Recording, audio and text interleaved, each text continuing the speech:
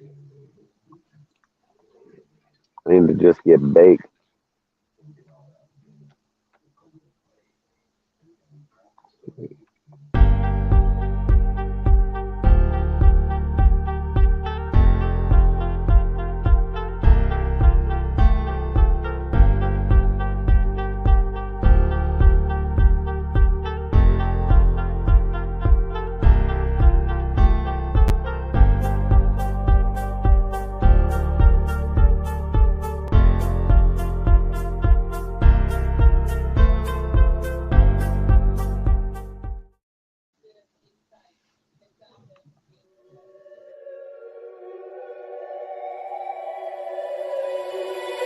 I wake up to the sounds of the silence that allows for my mind to run around with my ear up to the ground. I'm searching to behold the stories that I told when my back is to the world. Was smiling when I turned.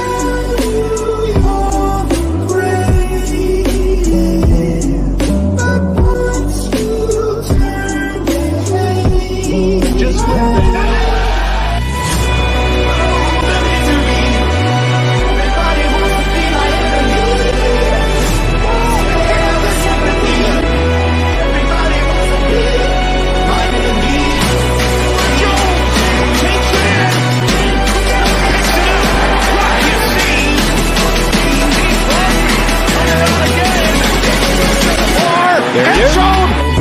I try to the top, I've been out of shape, thinking out of box, I'm an astronaut. I'm blasting off a planet, rocking cause catastrophe, and it matters more because I had it now. I had a part of my freaking head to go in opposition, kinda shocking, they were ecstatic with decision. I'm automatic, quarterback.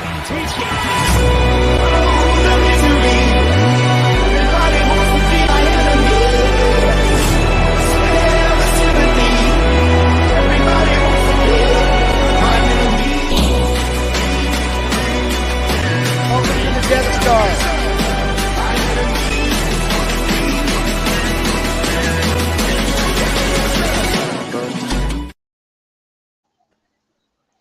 What is good, Raider Nation? Welcome back to yet another episode of Raiders Friday Night Roundtable. I'm joined by my friends Dustin, Sergio, and Eric. Say what's up, everybody. What's good, y'all? Hey, it was good. Salute Raider Nation. Appreciate you guys. Salute Richard and everybody in the chat and all the mods. Thank you very much for showing up every day. Yo, salute everyone. First and foremost, I want to wish everyone a happy St. Patrick's Day to all who celebrate. Hope you've had a great holiday so far. On top of that, as always, thank you to the members of this panel for showing up. Thank you to the mods in the chat for holding it down. We wouldn't be able to do this show without you guys, as always. And last but not least, thank you to our viewers for watching and commenting along with us. As we begin our show, we got another great one for you, as always. Just a quick reminder before we get started. We will be posting the links to all of our platforms in the comments section momentarily, as well as multiple times throughout this broadcast. So you guys will have multiple chances to check out our platforms. But when you do get a chance, if you could check out the links for our YouTube channel, that's the Death Star Report YouTube channel, our Instagram, Death Star Report on Instagram, our Twitch channel, and our Discord. So obviously, with our YouTube channel, if you could, like the video, subscribe, comment, hit the notification bell, all that good stuff, that would be much appreciated. On Instagram, if you could follow us and just to give us some likes, that'd be awesome. If you could follow us on Twitch, that'd be even better, all the better as well. And then last but not least, if you guys could check out our Discord and join our community there, that'd be great. It's a great community. We got a whole bunch of stuff going on there. We have a Raiders chat. We have a general chat where we talk about just life in general. We talk about the NFL at large. We have fantasy leagues, both NBA and NFL. We talk about other sports like the MLB, NBA, NHL, all that good stuff. We have movie nights sometimes. We have free giveaways. We have YouTube videos. We have all kinds of great stuff in there for you. So we'd love for you guys to join the Discord as well. We like to think of it as the heart of what we do. It sort of ties everything together, whether it's a show we're doing like this or it's content that we produce on Instagram or on other sources as well. So like I said, if you could join our Discord as well, that'd be great. Like I said, there will be links to all four of those platforms in the comments section. So if you could check those out when you get a chance, that'd be awesome. Thank you in advance to everyone who does that for doing that. And so, without further ado, with that out of the way, let's begin our episode. So, obviously, our first topic of the day is going to be the biggest piece of news for Raider Nation today, which was that Jimmy Garoppolo, the new quarterback and face of the franchise, finally had his introductory press conference. There was a postponement. It was supposed to be yesterday, but it was postponed, I believe, because he had not officially signed the contract, apparently due to some injury clauses that had not been cleared up between both parties. But now that that is done and out of the way, earlier today, Jimmy Garoppolo was able to finally have his introductory presser with the team in front of the media. So, Sergio, this is your topic if you want to kick us off. Um, just to give your thoughts on how you think the press conference went. If there was anything about it that made give you any indication that this guy really is a good fit for this team, or if we're just gonna have to wait and see how he backs up that talk or things like. What do you think about the press conference? Yeah, I don't know. I mean, I kind of liked it. Like, I know that like it's kind of like the standard like veteran talk when Mm-hmm. you're like in the league long enough. You like know what to say and know what to do, especially since you're Right. in Vegas, of all Mm-hmm. places. But I did kind of like some of the things he said, especially some of the questions that were like answered. Like one that stood out to me the most, where like he was talking about how he liked to be in McDaniel's offense again, like how he Mm-hmm. really wanted to, since like he now has like he likes to be like in charge of the plays and in control. And it was kind of weird to me because of how like everyone like during the last season was like they got rid of Carr because Carr changed the play and stuff like that. Now I'm confused because now I'm like, but Jimmy over here is saying that McDaniels allows the QB to change the offense. Mm-hmm. So that confused me a little bit because now I'm like, all right, what's going on here? Mm-hmm. And then I kind of liked it how he kind of knows like he's not going to replace Carr easily, like not like in production or like just being loved in general, even though by looks, I think he can be easily replaceable. Right. Um, I kind of liked it that he like did acknowledge. He's like, hey, I know like this is probably gonna be a tough thing to accept, but like I'm willing to like try to like earn like not just the locker room because it seems like the locker room like automatically loves him, but like Mm-hmm. I guess try to earn like the Raider Nation's respect is what he wants to really do. Right. So I was wondering like how you guys feel on like a lot of this stuff, like Jimmy's first week as a Raider. I kind of like it that like everyone's the one thing everyone's acknowledging is like every time people get a video of this guy in the locker room, he's just cursing the entire Right. time because you never see Carr curse or anything. Like the Right. first words that he said as a Raider were like, "This shit is for real." So it's Right. like, wow, you'll never hear something like Carr say that. Right. Yeah. Yeah. Exactly. In terms of like their personalities and sort of approach to things like that. Obviously, Derek Carr, being a man of God, that's always been a big part of who he is, and sort of um, a big passion of his, preaching the word of God in his eyes to the general public.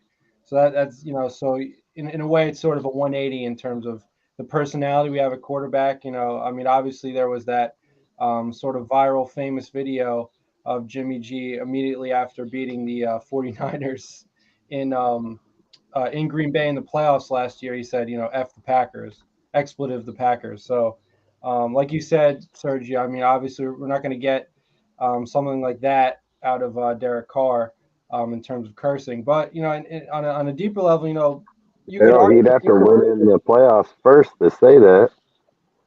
Well, right, exactly, right, and so and that sort of goes into I think, or that went into the equation for I think Josh McDaniels and Dave Ziegler. I mean, because what a lot of the conversation surrounding Jimmy G is that it might not be glamorous, he might not have the gaudy numbers and whatnot, but at the end of the day, he'll win you football games. So and at the end of the day, that's all you're looking for, right? I mean, stat padding or having a quarterback with a lot of accomplishments and individual accolades is nice, but at the end of the day, as fans of the team, we want to see the team succeed, uh, which only happens in terms of wins and losses. So, having said that, maybe if you look deeper into what might on the surface seem like a silly thing, like whether or not your quarterback curses or not, maybe it's the kind of change in personality that not only this team but this franchise needs in terms of approaching the game and in terms of mentality, approaching your opponents week in and week out.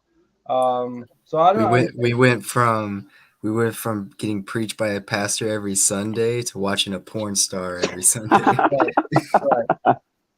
Right, right. And in terms of marketing, in terms of being on brand, this was the perfect move, as we've said multiple times. Um, this is he's going to fit in very well with the city. I'll say that, and I don't think I'm out of bounds saying that. I think he will enjoy it heavily, thoroughly. Hopefully, it doesn't affect his play on the field. Um, but in terms of that, he's certainly a Raider. Yeah. Um, What do you guys from that think new though? draft. What do you guys think though when he said during the presser that McDaniel's offense, the quarterback is allowed to change the plays? Because I know that's something that everyone's been talking about, like before he said Mhm. that. So like that's what made I've me said the very. whole time it ain't never been about that. It's just about the money. I mean, Jimmy can change the plays. He's only worth 16 million or $11 million.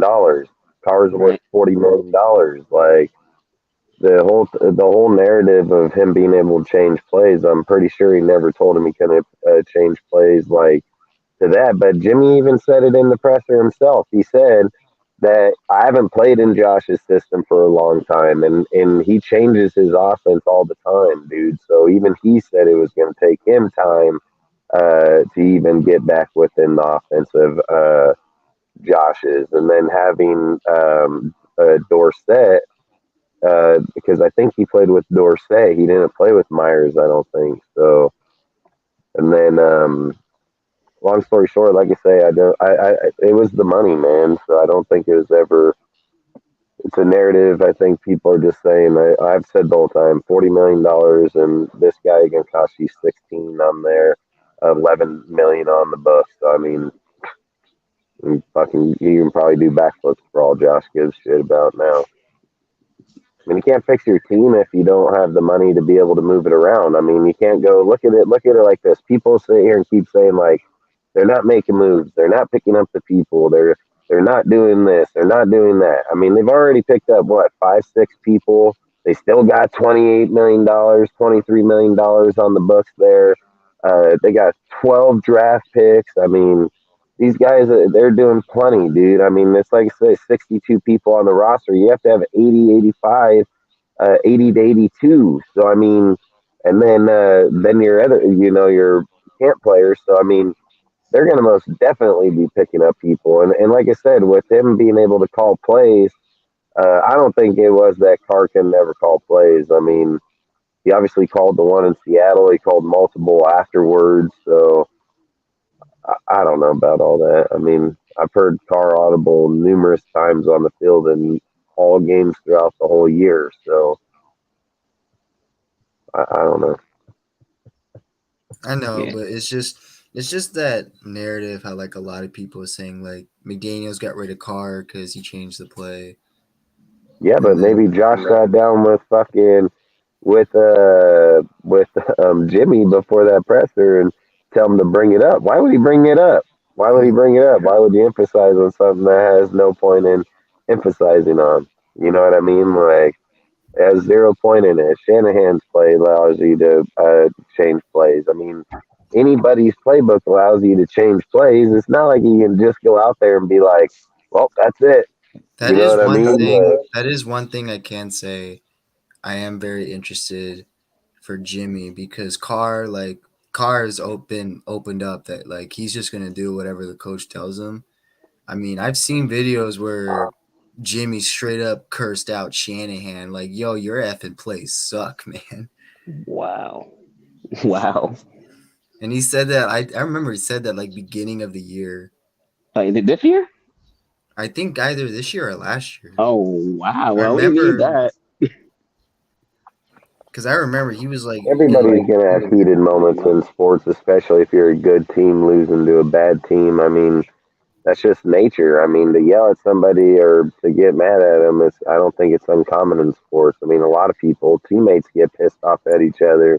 I I know, but mean, it's for just anybody you to just never say, see Carr do it.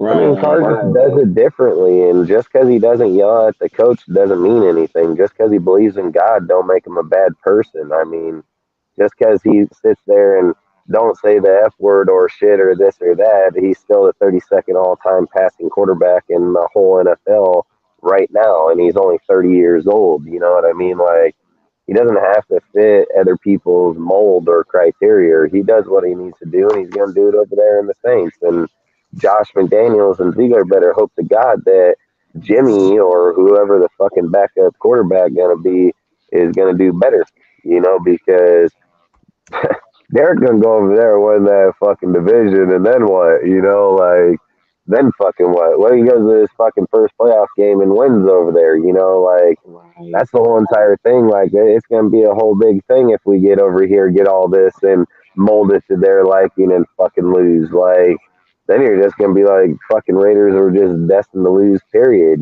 So. I said chemistry wise, it's a good team. I mean, they build a good team right now. I don't care what anybody says. I mean, they have familiarity, dude. They know the system. There's nobody out there going to run outside of fucking maybe Renfro, but there ain't nobody going to go out there and fucking run into each other. And I don't think Renfro is going to run into each other again. Right. But point is that all the way from the quarterback to the receivers, you have depth now. I mean, fuck, you're not sitting here going like, "Oh, Hollins is my fucking backup quarterback or receiver." I mean, Jacoby Myers, dude. I've said it. As much as I may not like the guy, he's a true number two wide receiver, dude. And I mean, he'll do the work. And being here with Devontae is only going to elevate him even more. So he's always had to play in New England with nobody that's going to teach him like Devontae can. So Dorsett, Hunter. I mean, that's a good ass receiving core right there. And then if you bring Hollins back as the five, as the gunner for special teams, I mean, that's even better. So, I mean, what Josh and them are doing on that side of the ball, I mean, I have zero issue with it. I think it's the best assembled wide receiving core we've had for a while. Consistent fucking players all the way down the board. So, and you ain't even made it to camp. You ain't even got your draft players. I mean, that's just, you look at it like this. Last year at this point, we were getting dude like fucking Robinson from the fucking from the Chiefs and fucking Keelan Cole. I mean, fuck, I'll take these guys night over day over those fucking dudes any day of the week. So I just think, like I said, if they're gonna try to push for a Super Bowl or even entertain the conversation, putting Jimmy there with those two receivers, dude, you're bringing back Yak. You have your halfback. I mean, I think you have that offensively right away. So I think on the offense, I think Josh is going to be just fucking fine. Like people keep saying, "Oh, he ain't got a tight end." He ain't, who gives a fuck, dude? The draft is so full of tight ends, it's not even funny, dude. So I mean, they got plenty of damn players, and they got players still here in the free agency that they can pick up. I mean, I haven't seen Schultz sign. I haven't seen numerous people sign outside there. So again, I like I said, I don't think the tight end position's an issue for them because, like I said, in the draft you got multiple. There's going to be multiple tight ends in there, so that's why I keep thinking the more and more that they're doing the way that they're doing this free agency and picking up players. Like I keep thinking, like if there's not a quarterback at 7, I swear to God, do not be fucking shocked if they go Witherspoon or freaking Gonzalez, dude. Like I feel like they're gonna go corner because Rocky is over there.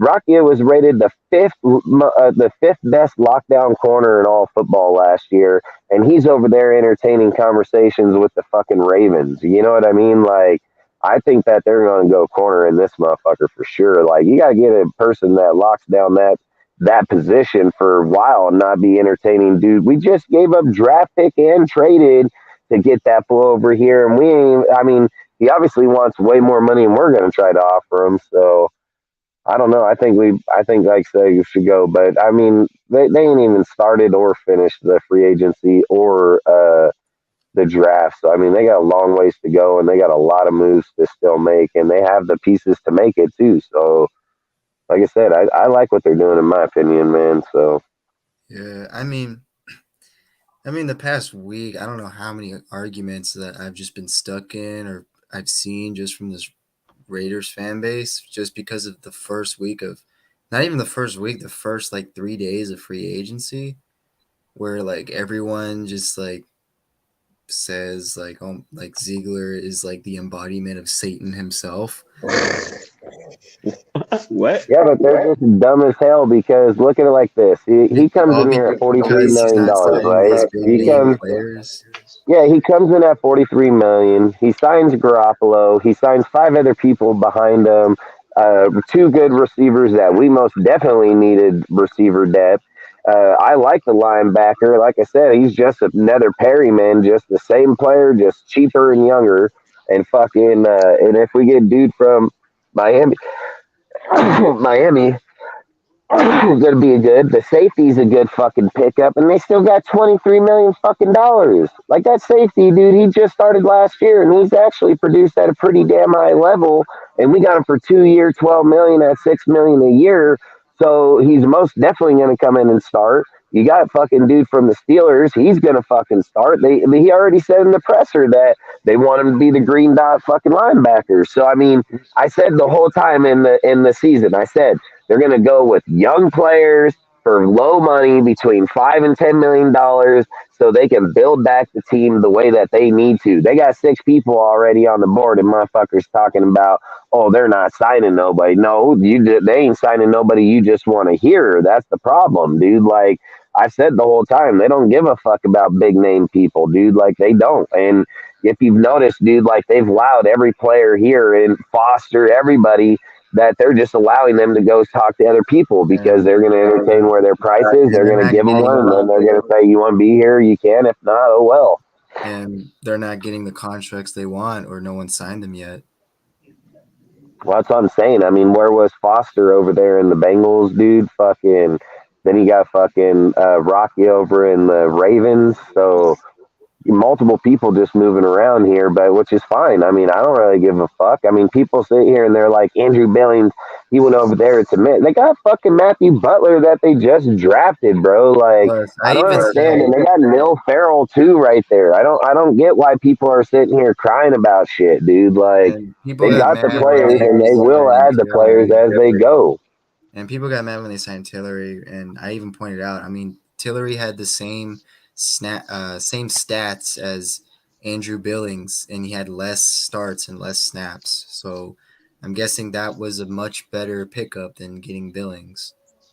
I would have taken Tillery over And him. I mean, Tillery showed up, dude, when he got here after the trade deadline. So Hillary played really well. So I've always said, man, that you don't have to have superstars at every single position. If you put superstars in certain spots around there, dude, and put in the rest of the people to fill in, they're going to be just fine. And Tillery's a fill-in player that the minute he got here and filled in, his presence was fucking known instantly. You know what I mean? So players like him show up, dude, and you need more players like him to show up. Like that dude in the Steelers, the second that Devin Bush went down, he came up. Robert and fucking, I mean, like I said, he's a hit stick, dude, and he's young and he's got time to go. Is he the greatest pass you coverage want player? No, but fucking either was fucking Perryman. So you want to know what his most famous play is? The linebacker, mm, where Picking off Lamar, right? he knocked out Derrick Henry. oh Like, yeah, yeah, whoa, for real? Yeah, yeah, he laid it to him. Wow. that's where like everyone got shocked because they're like, dang, he stopped Derrick Henry. Wow. That's tough. Yeah, I mean, he's a good ad. I mean, like I say, these guys are going to go get people that are really good ads. Check over.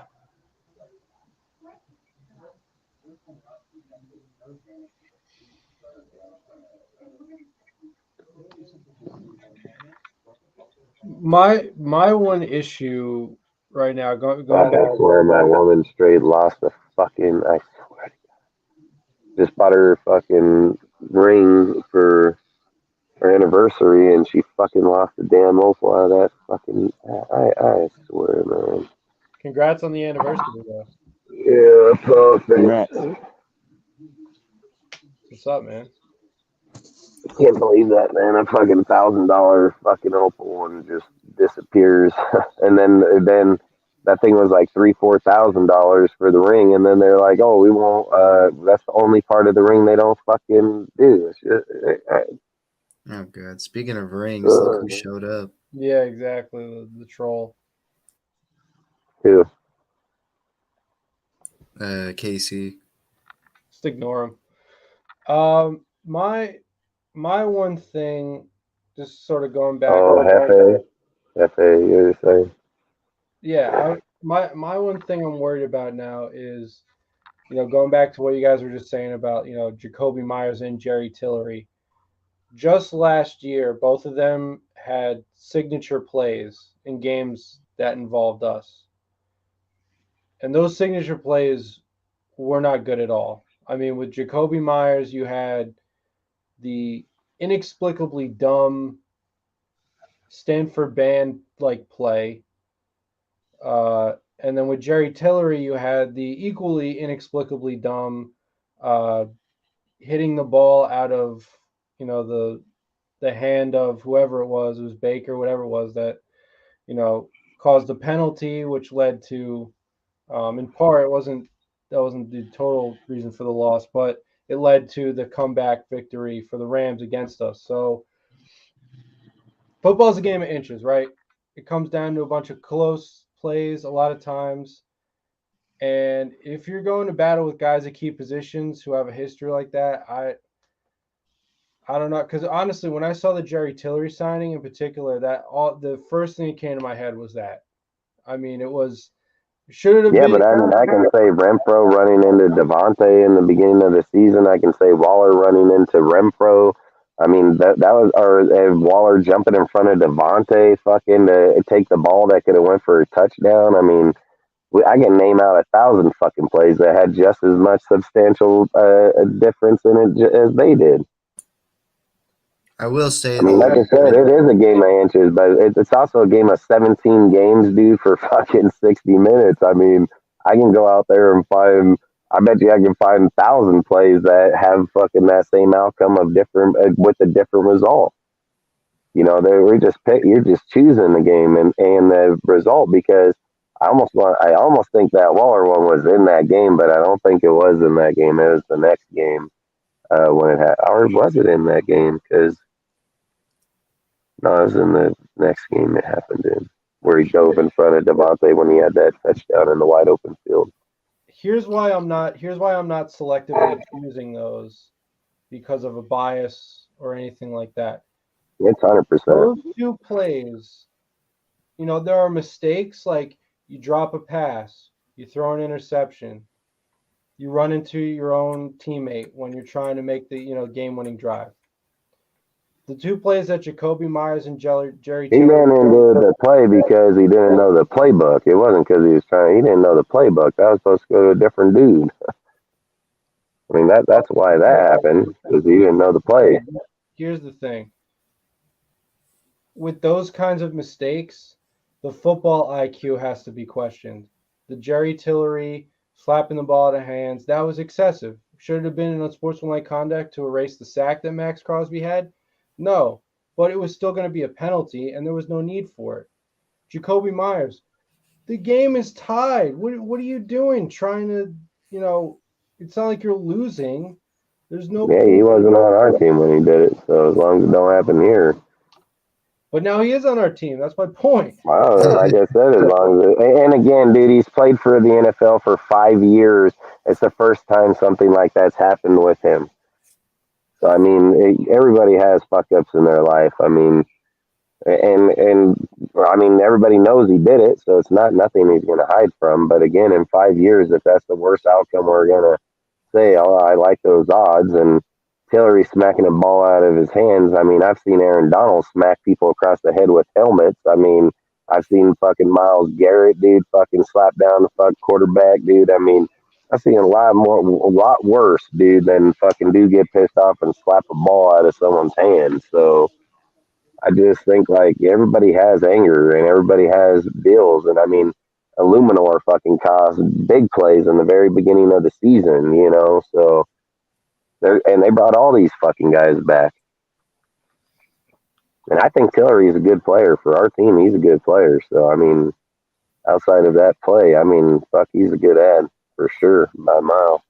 Just don't smack the ball out of the I mean, I QB's can give a hands. fuck. It's one play out of fucking 17. Yeah, but no, I can care less about the deal. I've watched dudes fucking straight chip block motherfuckers. I've watched dudes fucking lay out motherfuckers for 15-yard penalties. I've seen dudes get plays for 30, you know, so yeah, it is what it is. I agree with the fact of like when he did it, the timing of when he did it, but fuck, I mean, I can name way worse and way worse. I mean, Tillery's a good ad. He's a good player. He fucking fit our scheme very well. The second he got brought to this team, it was noticeable instantly. You know what I mean? So he played better than fucking all our players. Like I said, the players they brought in here outperformed the players we started the season with. So if you're bringing him back and then letting Billings go, I just don't want to let Rakia go as the only guy. Like that's the only guy I think is gonna affect us pretty massively is if we don't re-sign him because he's young. He like I said he's the fifth best lockdown corner last year. Uh, I mean, fuck it, that'll hurt us a lot if we don't get him back. if they I don't don't, even know what what? go. Hmm? I was just gonna say I don't even know what corners are in free agency at this point anymore. So if you don't get It's Lockyer CJ, back, who? uh, CJ Gunnar Johnson, but he's gonna want a lot. But yeah, and that's my point. Like if you don't get Lockyer back, you're gonna end up drafting multiple corners, like Right, not because just one, Lockett should be multiple. cheap. Lockett shouldn't be expensive. Yeah, but he's gonna sit here and say like he's gonna want 10, $12 million. I mean, Yeah, yeah. I've said 7.5 to 10, but where he's looking at other dudes out here that probably not even as close to him are getting 10, $12 million.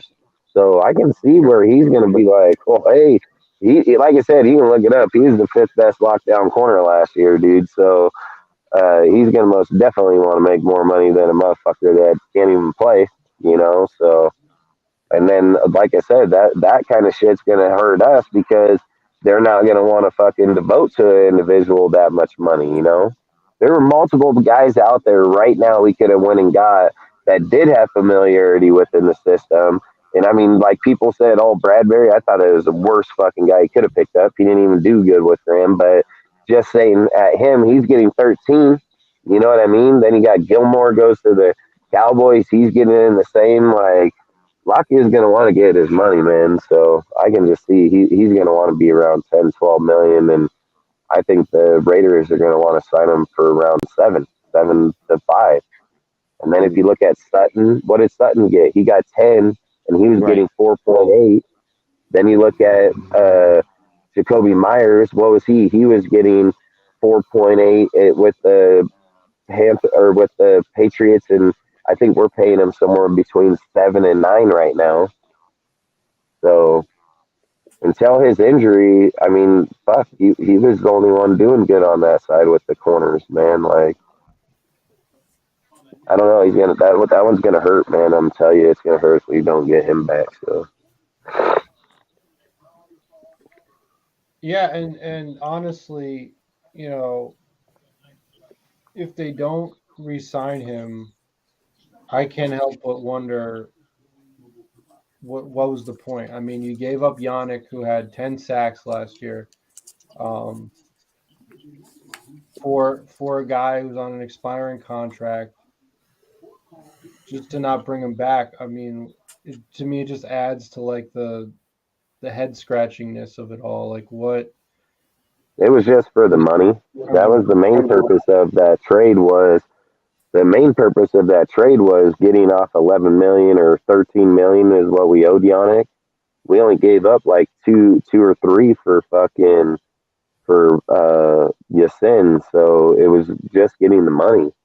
It's just like they keep doing right now. They spend money and then they swap off Waller, brought back 11 million back. You know what I mean? Like they just keep moving these pieces, dude. It's like they pull off a stack of money, dude, and they're like, okay, I can move these three, four, and then once they get to that, they move the next big guy and move the next three, four. You know, like that's all they're doing is they're just moving stacks of cash around, dude. And the Yasin, it had a great like it has a good outcome, right? You trade. We can't sit and say that Yasin didn't have a good year. Like outside of the injury, like I said, he was the best corner out there. For us, he only gave up one fucking touchdown, and if we do get to re-sign him, then it's a win-win for us. We don't sign him.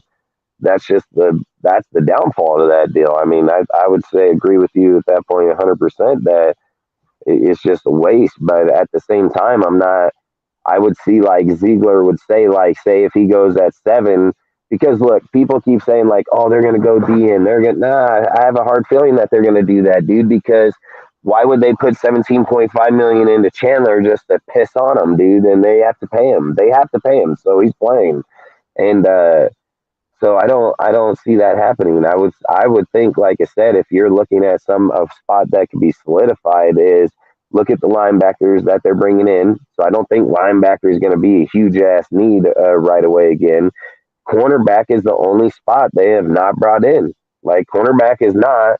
You got Witherspoon, Gonzalez, Ringo. You got fucking multiple good ass corners going to be right there. So I'm saying straight up, dude. If there's not one of their quarterbacks there, do not be surprised if fucking Christian Gonzalez or fucking Witherspoon is a Raider. Like I just say, just by the way free agency is going, I would not doubt it. Taysom is not going to fucking be a starter, dude. And even if fucking Yasin isn't here, Taysom may, what, he going to be the number one? Like, we're really fucking some trouble then. That'd be, our cornerbacks would be like our wide receivers last year, dude. Like, just minus the Devontae. I would I say think they're going corner. I mean, well, first of all, I hope they don't because, as I've said before, I don't think the Jimmy G move makes any sense unless you draft a quarterback because They won't. They got 3 to 5 years, dude. The guy's 31 years old, man. That's like saying if Carr was sitting here, you're going to draft a quarterback behind him. You're not going to do that. You wouldn't even draft a quarterback behind Carr until he's like 34 years old.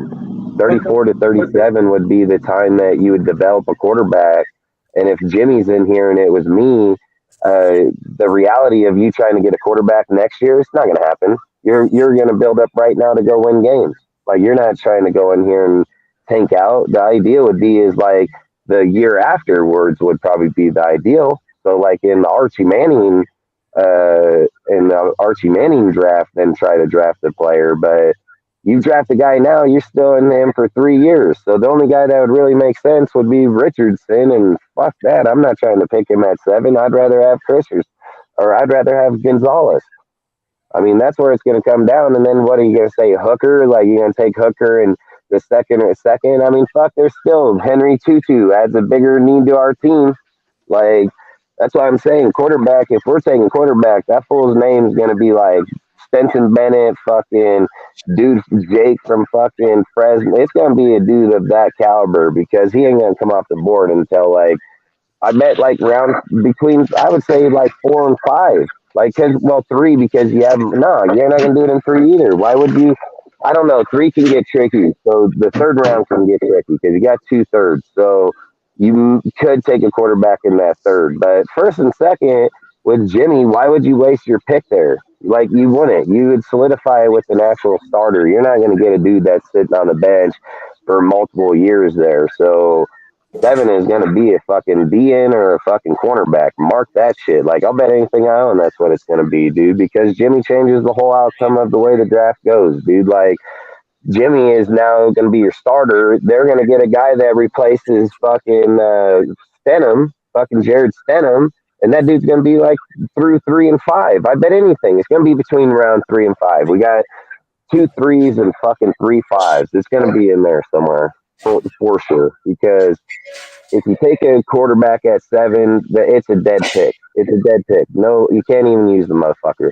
So you'd be way more sufficient to have a DN or a fucking corner because you need it. 100% fact. So 7 ain't taking quarterback. Then if you go into round 2, you're still sitting there and you're like, okay, quarterback, still a dead pick. He ain't going to be used for 2 fucking years, no matter how you look at it. And even if Jimmy gets hurt, it ain't like the dude's just starting now in the second and third round as your starter to go take it on. That's why you got Chase Garber. So the odds are Chase Garber going to probably take over that spot. And Brian Hoyer was just released. So don't be surprised if that motherfucker finds his way over here. So he'd probably be the 2 to begin with. So then in round 2, you'd have people like Henry Tutu, Andre Carter, multiple people on the board. Again, outsurfaces the quarterback. So like I said, it's not going to happen until rounds 3 through 5, and I still don't think it should happen in 3 because in round 3, that's top 100 picks, dude. Like I would be looking to solidify fucking wide receiver position, tight end. It's gonna be a tight end. Matter of fact, fuck, I bet anything. It's gonna be a fucking tight end. Watch. So, and don't be surprised if it's Darnell fucking Washington. I'd be so fire. Or fucking even Notre Dame. I mean, there's multiple tight. It's gonna be tight end. That's what I'm saying. And quarterback probably ain't gonna be till round 5. And then that quarterback, all he's gonna do is he's just gonna take Jared Stidham's job, dude. Like you're not trying to ship off Jimmy. Like you're hoping Jimmy don't get fucking hurt. Like that's what they're fucking hoping. So, like I said, there's not a quarterback you're gonna pick in that deal that's gonna play right now unless it's one of the 3. I mean, fucking either Stroud, Bryce, or fucking Levis probably. So I just don't see it, man. Like I said, you can't put value pick of a player in there that has zero value. Like the player's value now that Jimmy's here is 0. Like you're looking at like if you were to get fucking Anthony Richardson in the second round, like then you'd have value there just because of the fact that in 2-3 years he could take over. But outside of that, I want to see it. I can see it because like I said, Chase Garber has more experience in the system as of right now than anybody. And if they felt like Jimmy was going to be a injury candidate, don't be surprised if Brian Hoyer gets signed over here. So I I guess mean, the perfect, well, sorry. I guess like the dream scenario would be like this season works out with Jimmy, and then like maybe like the season after, or his like when his contract is gonna end, his the third year of his contract is where like they're gonna draft a QB. Would be like the second or third year in his contract. So like he learns under Jimmy for a year. that's what I think. I mean, he's 31 years old, dude. I mean, this guy, he plays football good when he's healthy. He's not just some dude just gonna pop up and leave the following year. He knows Josh very well. He knows the system very well, and there's no other bridge quarterback out there in the NFL anymore that knows it better than he does. So outside of that, like I said, I just don't see him taking a quarterback this year in the beginning. Like, but until Jimmy got here, I would say it all the way. And they're not going to trade the one with the Panthers. They're not going to give up more than what the Panthers gave up to get there. That's not going to happen. And so you can just count that out. And going to 3, you're just getting in a pissing war now with all these people, and you're still with only the third best quarterback. Like, what would make sense is like I said, if Brian Hoyer's on the market, he'll probably get picked up to come here to be in the third spot. Because if Jimmy goes down, I mean, you're just basing your seasons over anyways. And then depending on when he goes down, that's where it's going to be hella crucial. That's why I think Hoyer makes sense in the later year if he goes down because he'll know the offense a lot better. He'll probably have a better chance in the offense. Garbers makes more chance if Jimmy goes down in the beginning of the year because Garbers will probably give you the worse of records. So I mean, like I say, I just don't see us going out and look. If you take a guy like Hooker, or you take fucking dudes in round 3 or 5. Like I said, all you're doing is just picking a guy that's better than Stenham as a backup, dude, in the long run. And if he classes out to be great, great. But the odds are, dude, and they're highly favored against him to be good. So the odds are he's probably just gonna be a backup anyway. So Like I said, I would be shooting for like the 2024 draft if it was me for quarterback Archie Manning because next year, look, the odds are, man, like Josh and them, they're not going to lose. Like I don't care what people think. I don't give a fuck what anybody thinks. I think I'll bet hard cash. I've already said I'll put 10 grand when Jimmy the G's deal gonna be opens the against winner. it. Hey, Dude, hey. it's that, dude. It's that. It's Oh, not where all these people sit and say like, Jimmy G oh comes well, look in at the and name of the shoots quarter and or look throws at the wide everywhere. receivers and look at this and look at that. They have continuity. They know each other and they know yep. the system very well where they all come from and all have won from. So people can laugh or not. People can say, oh, it's Patriots or not. They win. We lose. That's facts. So it doesn't matter how what players you think are best for this team. They fucking lose. Like they know with less players, they win championships. They don't give a fuck about how you feel and your feelings about an individual player, how much he costs, what you think he's getting. They don't give a fuck, dude. They're not here to buy big splash players so Raider fans fucking feel happy about themselves. They're here to restructure the fucking organization that's been lopsided for a long fucking time. They're going to restructure it to the way that they know best because they've done it multiple times. They don't sit on fucking YouTube channels like us and talk about shit we ain't fucking done yet. But again, they know what the fuck they're doing and they know how they're going to reconstruct it because they get paid millions of fucking dollars. There ain't one dude out Hey, here in any YouTube channel making $1 million fucking dollars running anybody's organization or any 32 fucking teams hitting up any motherfucking YouTuber on fucking line, period, asking them how to run their motherfucking organization. So, and that's facts.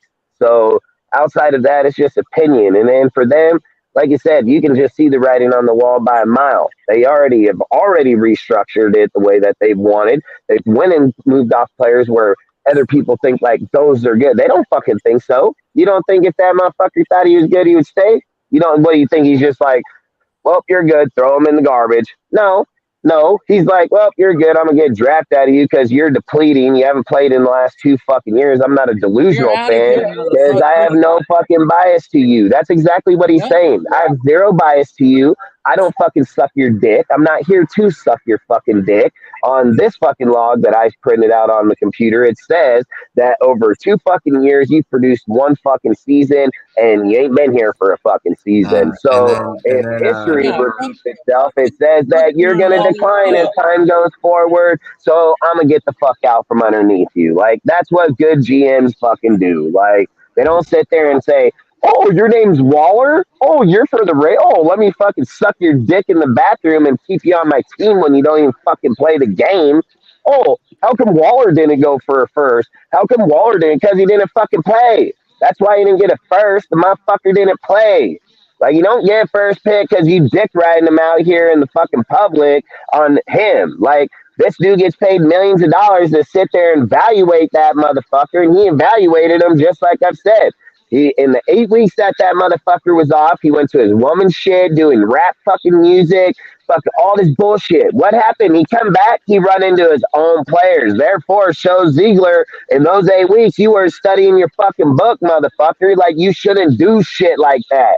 Like they know right away. Like one, you don't fucking study, dude. Like you're turning into a Jamarcus Russell, and he's probably like a dude that ain't never had a girlfriend, so he's like hooked to her butt like a dog in heat. And then fucking they know like straight up, like they know he ain't a fucking Raider, dude. Like he ain't their Raider. Old Raider, fuck that dude get a fucking gift basket, fucking robe put around him, fuck oh hell fucking King Waller. And this motherfucker, they're like, bitch, you don't want to fucking play, you ain't gonna be here, like straight up, dude. So and that's facts. So and people then don't like it, go get a different fucking team. I'm so tired of people saying like, oh, they don't know what they're doing. Motherfuckers, you wouldn't know what winning looked like if it smacked you in your face because you fucking content with 7 motherfucking wins. Like you're content winning 7 wins and call it a winning fucking season. Oh, we're giving up winning quarterback. We're giving up winning shit. You ain't giving up winning fucking nothing. There's either two problems. Either you just dumb and illiterate and can't fucking count because we ain't never been fucking winning in the last 20 fucking years, period. And if you by a mile, if the average was in there, we'd be like at like point two, point three, even with them fucking winning 3 winning seasons that all these dudes keep dick riding. Like, that's what I think's so crazy. Over 20 years, even with the 3 fucking seasons you guys ride so hard, like you're probably bleeding from riding that motherfucker so hard that your average is still like .2. Like that's what I'm not understanding. They ain't gonna tell guys that come from an organization that their win percentage is like .7 and tell them they don't know what they're doing. Like this motherfucker laughed at everybody over here and said, "Fuck Waller, I'll go with Myers." Like that's how confident he feels. Like straight the fuck up. And he told you guys, "Fuck Derek, I'll go with Jimmy." Like that's what they're telling you. We don't give a fuck what you think because your players suck and they ain't fucking won. Our players win. We have a winning fucking record, no matter what the fucking guy's name is. Can't say that about here. You know what you can say here? You can say, well, I got 2 players that got 1,000 yards. I'm going to fucking suck them off till it's fucking no more. And then I'm going to tell them how great they are when they don't do shit. Like, that's what Raider fans, there's fucking sorry motherfuckers. Like, straight sorry motherfuckers. Like, you can't even evaluate your own players right. Like, you over here like, oh, Waller's this great player. No, the fuck he's not. No, the fuck he's not. He fucking came off a practice squad. He had 2 fucking good years, and the rest have been depleted. So it's 2 years that were good over Trump any year that he's going to have going forward. Just like every Raider fan here that says, oh, 2014, 2016. Like, fuck, get the fuck out of here, dude. 2016 wasn't even the best year. Like, 2020 was his best year. Like, it's just fuck stupid. Just stupid. You motherfuckers can't even evaluate shit. They ain't gonna go out there and fucking be talking about it. Like, that's what I think's even more crazy, dude. Like, it's even more crazy. Like, Raider fans that don't study the fuck team, don't talk about the team. Like, just go buy your merch, sit the fuck down. Like, straight the fuck up. Don't talk about it. Don't bring it up. Don't fucking bring it out, dude, because it's just as straight and valid as it comes. I get guys on here on the show, like fucking Rudy. He gonna cry about Derek Carr the whole time for months and months. He ain't win shit, but you're going to be content with 7 wins and then cry about the organization triumphing on a guy that didn't win. This fucking guy, Jimmy, as much as I hate him, this fucking guy got a 40-17 record. Obviously, he win. He got 2-1 ratio in the win column. He knows what the fuck he's going to do, regardless of how people think he's going to play or how he's going to move. He can play in the system. That's what matters. Like, that's what people don't understand. Oh, we need to throw it down the field. We need Waller ain't win shit. Waller ain't win shit, dude. Like, so I just think it's crazy. It's hell crazy how people just sit here and dick ride players that have zero. Like, did he do good for a year? Yeah, but he still didn't do shit. We still had losing fucking record. He still got 1,000 fucking yards, and they fell off the face of the earth for 2 fucking years. And dude's crying over here, why didn't he get a first pick? Get the fuck out of here. Why? Because you don't know how to evaluate talent. Why? That's why you ain't my fucking GM in any goddamn fucking league, not even the SFL league. Like, just crazy. This shit's crazy. Like, fucking Raider fans are like the worst fucking fans to even talk football with.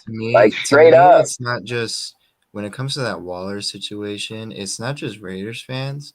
Isn't it kind of weird how the media has been saying that Raiders made a dumb decision trading Waller and that the Giants got like a steal out of that? And now I'm over here thinking like, because even I'm in the East Coast and I'm with around a ton of Giants fans. And when they ask me, hey, you think we did a good trade? I'm like, you guys did the dumbest trade you ever did. Hey, I think Ziegler looks right at him and says, you'd be the best if you get 2 fucking years. Like, I guarantee that's what Ziegler's looking at him. And you're going to pay all that money, and I got 11 million of it back right fucking now. Good luck. He's going to succeed in dude's system. The guy knows how to fucking call plays. So as long as Waller's healthy, he's going to fucking make it. But if Waller goes over there with the same exact way that he did Ziegler and them this year, Ziegler's like, fuck you, bitch. I don't care about your 6 or 8 games. I'll get a fucking guy that just blocks for Josh to run down. Like, we did it with Foster. That's why I talked about it a hell of times. I said right then, that fool's fucking expendable, dude. Like, that fool is going to be out of here. I said it right then. I talked about it hell of times, made multiple posts on Instagram. I already knew that fool was the fuck up out of this motherfucker, dude. Like, you can just see the writing. Like, everybody else here can't, for whatever fucking reason, because they're stuck in fucking la-la land. Motherfuckers over here just care about the name. That's the problem. They put in a Madden game. They care about a fucking name and a stat. That's it. I call it as I see it because I ain't a fucking delusional bastard, and I ain't here to try to fucking deplete my fucking team and talk about, like, what makes it better. Like, everybody's move that's been talked about over the time ain't making shit better. Ain't made it better in the last 10 years. Ain't made it better in 20 years. It ain't made it better at all. Like Gruden had, but I'd say Gruden had okay, but he still had to get over there to get to the next step. But he fucking still didn't even get to there. So motherfuckers were hating on Gruden hella hard, like dudes crucified Gruden. Then the minute that fucking Gruden gets 86 and here comes Hey, Josh, it's hey, like, oh, Justin. Josh, oh, Gruden, hell, Gruden, hell, Hey, Gruden. hey, Like, what Justin. the fucking bipolar motherfuckers, Justin. dude? Like, Hey, I hey, said Raider Justin. fans are mental cases, bro. Hey, Like, straight Justin, the guess fuck what I'm up, about to man. order right now? What? A Jimmy G jersey. Let's go, Jimmy G. Well, fuck. I am Fuck gonna get a Derek Jimmy Carr. G Derek jersey Carr. just to say that a porn star was our quarterback. I'll have it too, just so I can have it signed and have his deal like I Yep. did every other fucking dude that's ever Yeah, been on our Carr. team. I'm So. happy Carr's not here no more. Jimmy G's gonna lead us to the playoffs. Oh, You know, if And he we're can gonna win in the actually playoffs, at least. I and mean, that's the actually this difference. time and plus actually this time we're gonna get a W instead of a L. whoa, let's just focus on regular season first. Yeah, at least getting there first. That'd probably be the best Hey, point. Just hey, make bro, it that there. would be crazy if he did that and Derek Carr couldn't do it. I mean, but the difference is do they alter the offensive line to give him what he needs? Do they give him the defense that he's needed the whole entire time? If our defense pops up to a top 10, top 15, then I mean, then it's the shit deal 20, on the bro. organization because Top Carr never 18. had a top 10, top 15 defense ever, ever. But I get why they're saying like they can do it with Jimmy because of the money. That's why I keep saying the whole time. It was never about Carr sucking or not being good. It was about that he wanted too much money just to play for the Raiders. Like that's all it was ever Yeah. about was the money, dude. And plus he wasn't worth it in my opinion. I would take him over Jimmy G any day of the fucking week, and especially Not for in no year two of the 40. system. Not for I 40. mean, I mean, fuck. Why the Saints just took him for fucking 37? I mean, Fuck I'd yeah. take I'd him. rather take I'd Jimmy still G take for him. less. For 16. It only works as if what they're doing works. That's the Yeah. only way that the car cut it matters. You're not even gonna know till a year later, but the only way it works is if Jimmy works. It's the only way. If Hey, Jimmy don't work, then that idea don't work at all. It's just a waste of fucking time again and money. the crazy thing is too, today, Eddie Pascal talked with, on further review, I think it's called. Eddie Pascal. Blue James. And Jimmy G was up in there just Mm. chopping it up. Like the first two players that hit him up was Mad Max and Devontae were the first two to reach out to him once they figured it out. If Well, you they're guys, all gonna play on the same team, so yeah, I mean, yeah, yeah, and they but if all you know guys each don't know, other as it is. Period. I this mean, is like one of my, Max and Adams are the yeah, leaders of this team at this point. yeah. If you guys haven't noticed, like he's one of my favorite players now,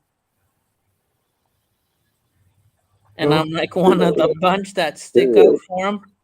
Is it because of his on-field play or his off-field Fuck play? no, it's just because he's a quarterback now, and now he's doing it for fucking Rudy purposes. I'm telling you right fucking now, this motherfucker, I don't he's like doing it Carr. You just guys for don't know Rudy that point, Carr. dude. He gonna be in here arguing with Rudy about, yep, Jimmy the man, look at my guy right here, man, no fucking better than Carr, and they're gonna switch the Carr pouting. Put that fucking Jimmy over here and be like, yep, this is our quarterback. Like, I already know how this fool gonna roll. No, Rudy's I I know bet for a you. fact. I bet you if like Jimmy, if we were watching a game and Jimmy threw an interception, Cortez be like, "Yeah, but it do you wasn't his see? fault. Do you see Right. how? Do you see how precise that interception was? Unlike Cars, how sloppy it was." Man, hey, bro, I just can't wait to even see a New Orleans Saints and see third and long and freaking Carr rolls out and then throws it out of bounds if nobody's wide open or throws it Yeah, in the people will dirt. get pissed about that real fast. I'll tell you that. They will Ah, get pissed oh, real that's just fast. gonna be so funny, and I'm just gonna laugh and just tweet. Look, Saints, you guys all happy about this quarterback doing this bullshit? Nah, I Anyway? saw I saw this funny video where it went, "Okay, Saints, you got rid of your mediocre upside quarterback for a mediocre upside quarterback," and then they went, "Okay, Raiders, you got rid of your mediocre upside quarterback for another mediocre upside quarterback. That's proven. Like I just like Jimmy G because he gets wins in the playoffs. I'm And just now gonna both say and the now only both of your reason fans that are he arguing matters. who's better. It's not about who's better. It's about who plays better in Yeah, Josh's in this system. I've system, said man, this it's hell gonna of be times. It ain't about the. It's not about who's better or who has the better stat or who's this. I've said Josh is a systematic system, dude. He just wants certain players that play his system. He don't give a fuck what their names are. He gonna make them good anyways because his system's good, dude. Like Jimmy said it out his own mouth. Listen, Derek Carr has been phenomenal in year two systems. His track record has showed every time he's been in a new system. The second year, he has been way better by a mile. And if you're telling me that Jimmy just said in the presser today that it's been a long time since he's played in there. He changes it all the time. That he's going to have to relearn the deal. What was the difference of him relearning it or fucking Carr learning it, dude? Like year two in Josh's deal, you got Jimmy going to have to relearn it. And in year two in Josh's, Derek Carr could have been excelling because he would have for sure. So that's all I say is like fucking they better just hope that Jimmy comes out in year one and knows it right away. Like that's if you're going through the And the trial, crazy if you're thing going is through the what trial for Jimmy year went through. two, if you're going through year two, like Carr year one, all you did was just digress backwards, dude. Just So all off of Dustin. your own fucking greed, But the probably. thing with Jim, So like Jimmy G said, like it's not the verbiage that he doesn't understand. It's just how they switch up the plays every year that he so just so has to get so Dustin, used to. in Yeah. like Yeah, your but that's what I personal said. That's the thing I said that even Bill spoke on numerous times. What makes Josh's system so hard is that Josh doesn't use the same plays year in and year out. He Hey, and creates plus new that, let's plays. go. Let me just say this because the Donkeys now have Stidham. It ain't gonna be the same playbook that we ran last year. So they're stupid for getting him to see if he tells any hints about the playbook. It's not that; it's that he's going to be able to know tendencies, dude. And when you got a guy like Sean Payton and you're and Stenham sitting there telling Sean Payton like this is what Josh does. Uh, just like at poker, dude, sitting at the table, you can be the best bluffer in the world. A tendency you do might give up your fucking hand. Like something that you may do, the way you walk, the way you sit, the way you hold something, the way you tap your fingers on the table, the way you pace the sideline, the way you hold your sheets. Like Stenham knows. He's been there Hey, for 4 years. Jeff, I'm You know gonna what I send mean? you a Like picture. he knows his tendencies. And when you have a guy like Sean, dude, that's tough when you got a guy telling you all that, man. Like he can attack you right then and there with it, you know. Watch Stenham be after the first time that we play. Watch him get cut, like straight up, because like a lot of teams do that shit lately. They'll bring in a player that knows our system or our shit. But we go play them one game. After it's over, they cut that player, dude, and fucking go on. We do the same. We pick up guys, bring them here, fucking play them in that week, and Did then you cut just that get that picture I motherfucker. just sent you?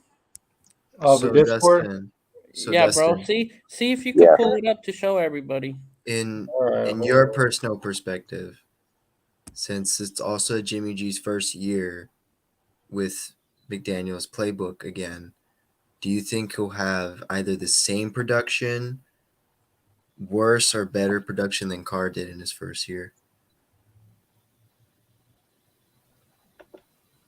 Yeah, gotta give him a I'll chance. just be honest. I think he's going to do better instantly, and I don't think it's necessarily.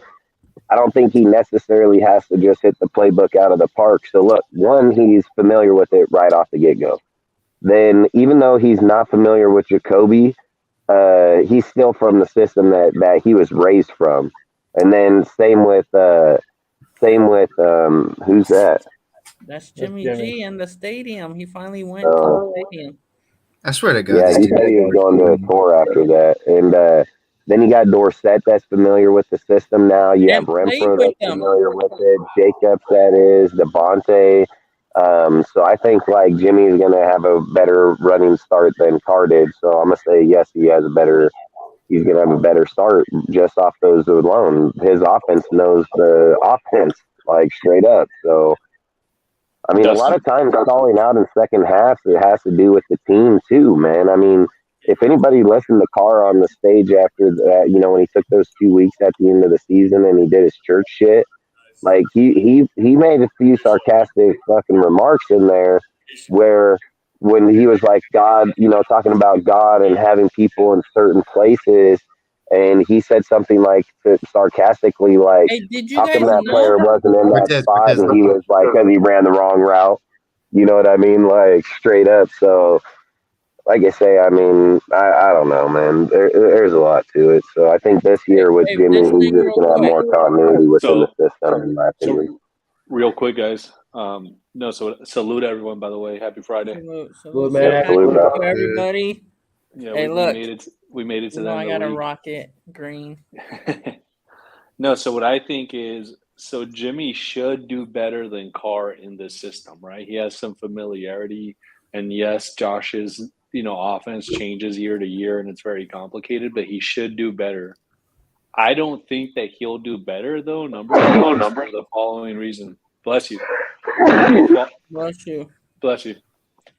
But I don't think his numbers will actually look better for the following reason. The guy can't stay healthy. I mentioned on another live, guys, there are 3 guarantees in life: death, taxes, and Jimmy Garoppolo getting injured. And I think by week 7, week 8, dude's going to be banged up, and we're going to be, rolling out Chase Garbers or Brian Hoyer, because I think Brian Hoyer is probably showing up to at least be a camp body. I mean, everyone's predicting it. Yeah, so for me, like the biggest question mark is, can this guy stay healthy? Because numbers-wise, he's a solid QB, right? Like if you look at his numbers, his win-loss record is actually through the roof. Right. This is probably the best faculty he's ever been to that'll help him train to stay healthy too. So he probably has it in his favor here. I mean, that is the thing. That's That is fact. the thing, because we did say the same thing about Jacobs, because Jacobs was never healthy. Then all of a sudden, once they got him in the building, was able to rehab him, get him on the right plan, and look at him now, fucking the rushing leader in the NFL and all-purpose yards.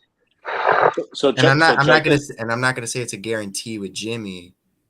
Listen, Jimmy's young, but you can tell he obviously cares how he looks. You obviously can tell that he works out, dude. And a lot of times it's just not having the right people in the right places. And even though the Niners are the Niners, it doesn't mean that they have the right people there for him. Like right here in Vegas, dude, is like the capital of the U.S., dude. Like for entertainment, fucking athletics, fuck all kind of shit. Like everybody's migrated right here all over the world now, dude. So it was the tourist attraction. It was a tourist attraction before the Raiders got here, but now that the Raiders are here, you have this is a meeting place, dude. Like if you're gonna have a fucking what is that shit called where people go meet up, a conference, like if you have a conference every year, it's gonna be right there.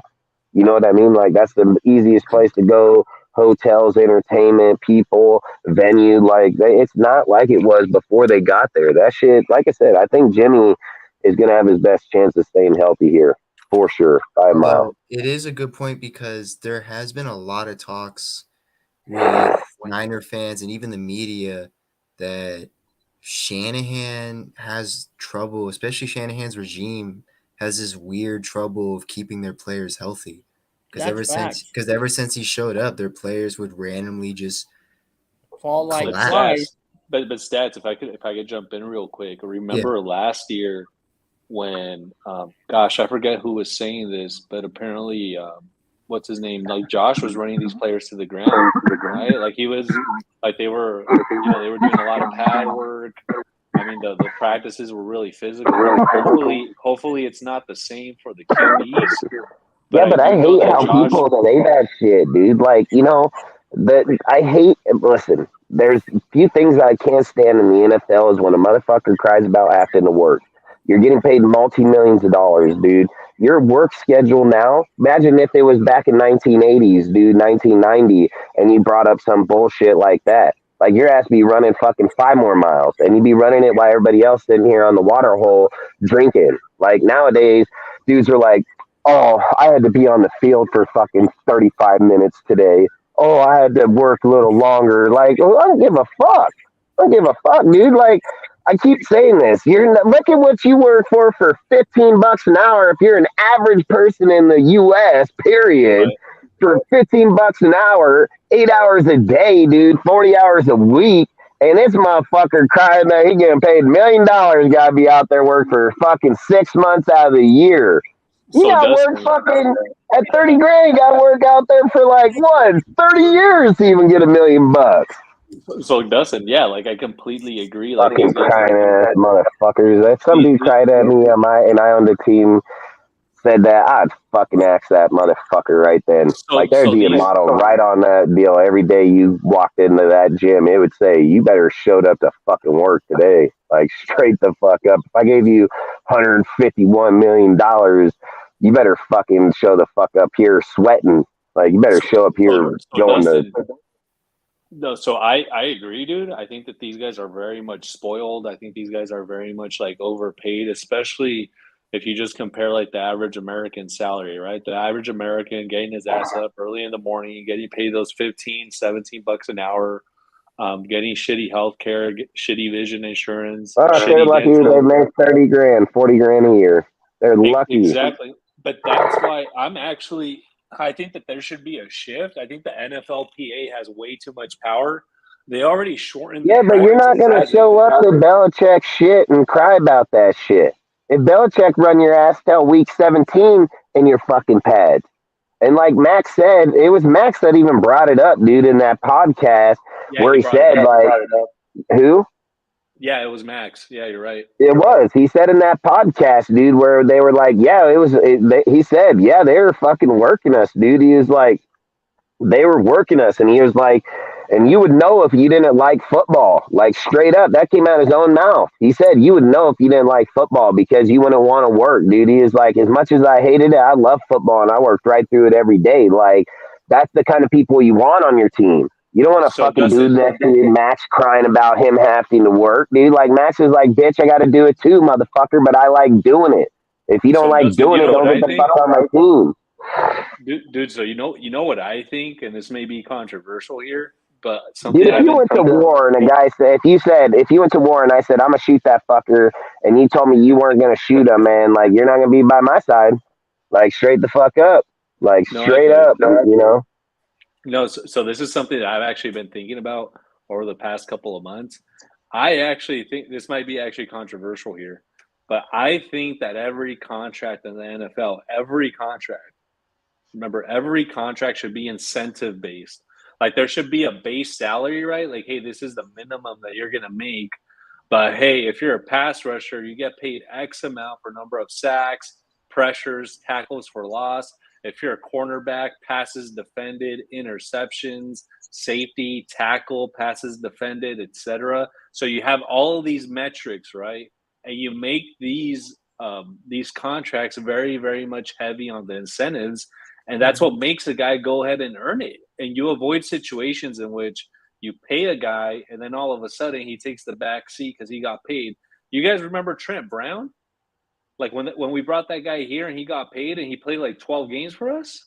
You remember Jamarcus Russell? Jamarcus Russell, yeah, 30 prime million example. guaranteed, and he said, "Fuck football." He played, he just sucked. If you want to call that playing football, But he didn't put in the work though. Hey, he Dustin, remember they played, gave him the man. I blank mean, check? just They like gave him the Al blank Davis. check. Hey, Al said, I'm gonna play that fucker till he gets hurt or he just fucking sucks, dude. Like straight My up. whole Like Al thing, dude. straight said, he wasn't benching that fool for nothing, man. Like. My whole thing is you make these contracts. Like if I was a GM, obviously it's hard because these guys have agents that are double up as lawyers, so you have to negotiate with them. But to the extent that you can make these contracts as much incentive based as possible, I think that's So, the way to go. so look at it like this, like so they're saying like how Josh was working him hella hard, right? Who do you think Josh learned that from? Who do you think Yeah, does that right Roosevelt now in Bill. the Roosevelt NFL Bill. right now? Do you hear motherfuckers crying over there? No. Bro, they'd be Like, terrified. you don't hear dude. dudes cry. If they cried over Now, there, Bill would have them fucking run laps, dude. Like straight up, he'd put them in a locker room where they couldn't even talk to the media for like 3 months, dude. Like Bill don't let that shit happen. But Bro, motherfuckers people over make here, jokes and that it was Bill just spoke with Max. them. It was nobody else. Nobody else has said it. Nobody's ever said not any article, not any person that's been cut, fired, or anything has ever come out and said that Josh has lost the fucking locker room or players. Not even dudes that have been traded, not dudes that have been fucking, not even Carr, not nobody. Nobody's even said those words. And then to be said like they were ran in the ground, it was only said by Max in a podcast that said, and his words exactly were, is they had us in pads till later into the season. Like that's what he said. So Dustin, And if people are gonna cry about that, there's problems with that, dude. I see major problems with it because, like I said, if you're not out there working, dude, like why are we even playing football? Why I wouldn't even own a multi-billion-dollar company. Like I wouldn't employ him. So And when Dustin, Goodell and them came to me and said, I feel like that kid don't want to work, and you want me to cut millions, you cut the check, and then we'll fucking then he can play for me. If I'm cutting the so check, it's Dustin, my name. No. so Dustin, that's right. It was Max who said that in that podcast. But if you guys like read between the lines, actually not read between the Yeah, but lines, because that's the just other thing, saying that we're just putting shit in. His words were exactly the words I no. said. So this is what I was Like this is what I we was gonna don't say. have blinders where we're I'm not gonna picking put up in through them and looking. So that's right. Max was the guy who said that, but he also said, and this is not reading between the lines. He also said in that podcast that he wants guys who love football, who love to Yeah, work, right. which implies that we had guys who didn't love football and who didn't Damn like right. working. It's just That's like what it I told you implies, right right? now. If we went to war, if we were going to war, and you're telling me, like for instance, okay, there was that one movie, Heart, Break Ridge. No, the one with that kid that saved all those people because he didn't want to have a gun and shit. Fucking Oh yeah. Hacksaw, Hacksaw Ridge. Hacksaw Ridge. Okay, that dude made it known from the whole time, right? Like he made it known second he was there. Like, hey, I ain't carrying the gun. Like, straight the fuck up. Thought he crazy. You want to go suicide? Whatever. That's nuts. But whatever. But he made it known from day one.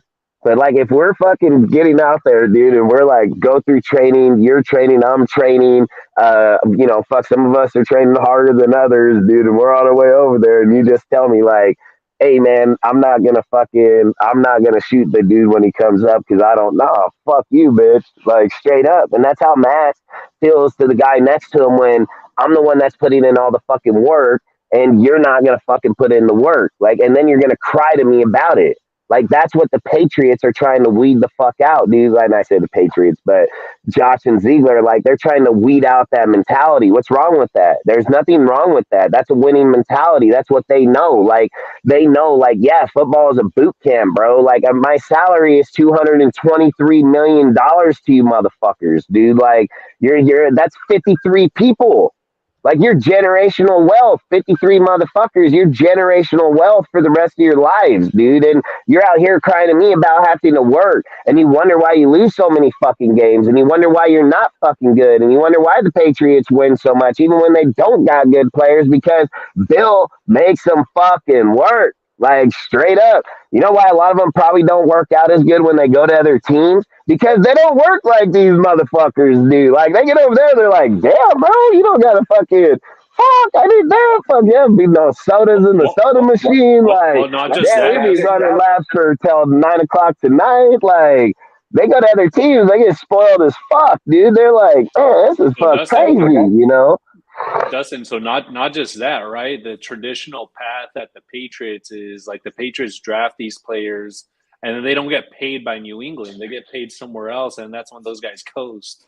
And so I think that's another tactic that Ziegler's going to adopt. We have like 12 picks this year. He's going to draft those guys, build them up into this system, and then I don't think he's only going to extend obviously like a handful of guys, like the core players. But the rest of those guys are going to have to go get paid somewhere else, which is the yeah, they're not going to do superstars. Like what I see Ziegler doing was what the Patriots did in the early years, where they built up their players, dude, where the superstars became really good, and they shipped them off for more draft picks, dude, and then they just kept the core base players and kept doing that, and then they picked 1, 2, 3, or 4 of them, put them within the system, and then that's where those 4 key players stayed until 10 years, 15, 13, 20. You know what I mean? Like once their times were done, they were done. But like say, I think like with them, they want to keep if they keep youth, it keeps people hungry. You know what I mean? Like if you have the youth and young people that are coming up through the draft, they're hungry at all times, dude. You get a veteran, he gets comfortable and lazy. Waller's the perfect example. I mean, Jeff knows, and everybody on this fucking channel knows. I argued the Waller deal hell of times and said, don't fucking give Waller the contract, dude. He's already 2 years, 14 million. I said he's gonna get fucking lazy when he gets fucking hired or gets the contract. That fool got injured, dude, like third week, second week or third week, and out for 8 fucking games, 9 games, dude. Like right off the get go. Like that's the shit I hate, dude, on players like him. But he's readable. He's like Damon Arnett, dude. Like these dudes just have that fucking thug mentality, and they all like the more money they get, the more they want to be that way. And I can't stand it. It's like you get Max, you get Josh, you get people like that where they were like, we came from broke hoods, dude. Like broke areas, dude. We had to work hella hard to get where we are at. And once I got there, I'm not gonna fucking stop. Max only is getting better, dude. Like Josh is gonna be the same way. When Josh gets paid, he's only gonna get better, dude. Like I've said, there's certain people out there, dude, that have it. It's just like I was saying about DJ Chark, dude. Like I'm not saying he's not a great Justin, or good player, but to me, he looks weak. Like he physically looks weak, dude. Like T.O., when he seen T.O. on the field, he's a man. Like he knew he was a man. He's gonna take he's a that shit tank. from you. Like But Dustin, but like I will also say, and let's not get it twisted, Josh was on the trading block last year. You know, like they were everybody's willing I to mean, trade fuck, him. Carr been on the trading block for 5 years and finally got cut. I think it just so happened that Josh had a career year, and you know, hopefully he plays under the tag. But that's a whole other issue, a whole other topic. He already said he would, and I think with him and Jimmy, I mean, is he cool with Jimmy and not Aaron? You know what I mean? Like that's what it comes down to is Josh looking at it like, oh fuck, here's another Derek. You know what I mean? Like, is that how he's looking? Because Jimmy, he may have the porn star name, but he don't have the Aaron Rodgers name. You know what I mean? But I'm not gonna lie, man. The more you look into Jimmy, when Jimmy has the tangibles around him, Jimmy's a good quarterback, dude. Like I wouldn't have admitted it. I mean, I wouldn't even have thought it. But ever since like people were entertaining him, I've looked into him hella more. And I mean, that guy got phenomenal stats. I mean, fuck, not only phenomenal. I mean, he leads the NFL in yards per attempt, dude. Like he 8.6 yards, and he's led it for like 2 years now.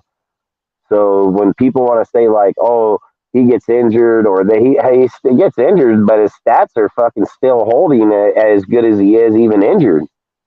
So the whole thing is like he don't get injured, you're gonna have a pretty good deal. And I mean, yeah, he's been injured. I mean, fuck, last year he got injured, but the year before he wasn't even injured till the playoffs, and then before that, I don't even know if he has been injured before that. Really, just in the last year or two.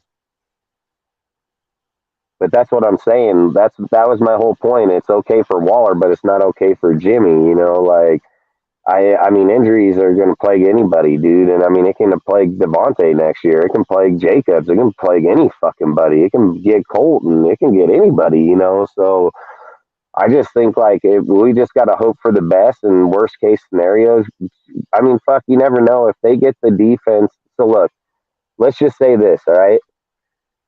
And I know it's just hypothetical, and I'm not saying that it's gonna happen. So don't anybody get their fucking panties in the issue or not. I just say that if you look at the way that the Niners and the Patriots have built their schemes, period, the Niners are mimicking the Patriots, dead ass, not even close. So you look at the way that the Patriot system was built for so long, structurally, defensive team, fucking base team all around. Like there is an all around team, but it's known for the defense over anything.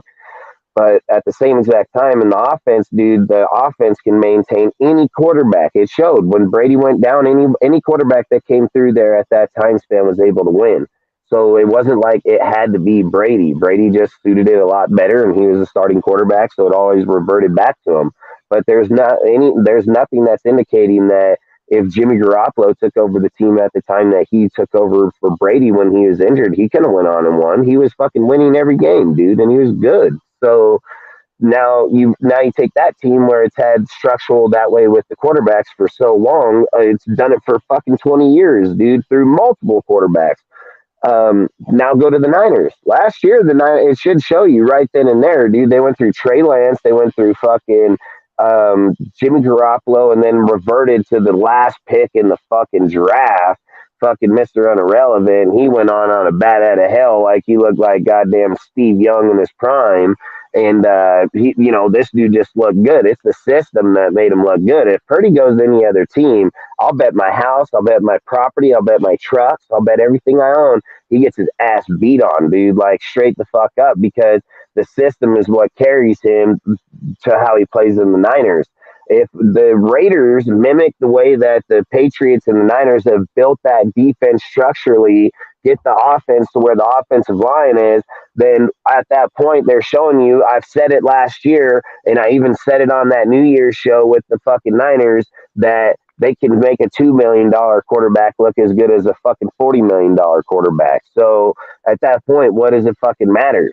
Like, it's not about the quarterback no more. It's not about this team depends on that individual, dude. Like, they don't need a Ferrari at quarterback no more. Like, they can get by with the fucking, I don't know, fucking, I guess, Honda Accord. I mean, fuck, they're getting by with motherfuckers that haven't even played football yet. So that's all I'm saying. Look at Zeppy. Zeppy goes in over there. He fucking played just fine with Matt Patricia.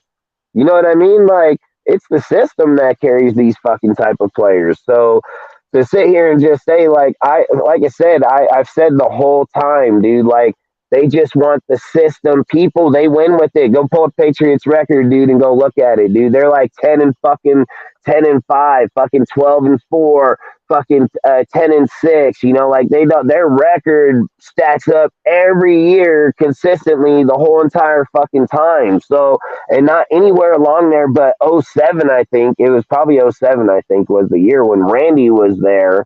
That's the only time the Patriots ever had, like, let's go high powered, just fucking through the, high power through the NFL. So outside of that, they never did it again. So 1 year because the player was there, but that's not what they were known for, So being here with the players that they have, Josh showed you last year he could dominate with them. He fucking, like I said, he took 2 players, broke 25-year sitting record with him calling the plays. Like, however they want to view him as the coach and all, that's different. But him with his offense, and don't forget, Josh is the one picking these fucking players. So Josh is like, Dorsett opens the field. Myers is a good tandem to fucking to Adams by a mile. Like, Myers way better hands and way more consistent than fucking Hollins. Like, there's not even a debate about it, dude. Like, not even close. Like, not even close. How come nobody's picked up Hollins yet for number 2 wide receiver in the NFL yet? How come? Like, where are all these teams signing this fool for $10 and $15 million right now? How come he ain't getting a contract like Zay? So I agree. How come he ain't getting one like fucking Aguilar? Anybody? Why ain't getting anything? Because he had 690 yards. So Dustin, yeah, no, I agree. I think those are valid points. I think the question that I have is, we all agree that in order for McDaniels to succeed, for Ziegler to succeed, they got to build this program the way they want, right? They got to select the players that fit their system, the systematic players that play linebacker, defensive end, etc. Go down the list.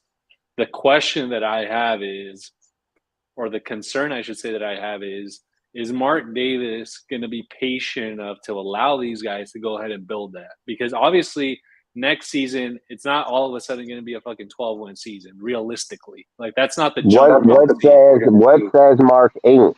Like, what says Mark's not going to? Because what I feel is you should already know the answer to it. Like, you should already know that answer. Like, Mark's going to give them as long as they fucking need. Because Mark came out last year when everybody was saying, oh, fucking Josh needs to be fired. Ziegler needs to be fired. They're fucking losing. They took a playoff team. What did Mark come out on national TV and tell every motherfucker in the world watching? He said, they're right where we thought they would be. That's exactly his words. His job is safe. Like, straight the fuck up. They ain't Like gonna get rid of another one. he's here for 4 years, period. And the odds are he's probably getting extended, and they probably know he's getting extended like right now. You know what I No, mean? but Like that's No, probably the reality. I That's get it, probably Justin, the but I think that reality for Mark. I think there is like a point where if shit starts real spooky next year, right? And I don't Fuck, want to if he speak gets this like because 3 wins in a season, if Josh gets like yeah, that's what I'm 2 saying. wins in a season, then I would probably say his job's in jeopardy. But Josh stays at the 6 win mark, like he ain't getting it. His job ain't in jeopardy, dude. Like he'll be fine for at least 2, 3 years easily. And I think the way that the season pans out matters. Like if he wins, if he loses out, like goes on a like really long losing streak, I think that heats up his seat a little bit. But yeah, But I don't I think think that's if he gonna falls, happen because, like, let's be real. Let's be real. When you sit here and look at Carr and Jimmy, right?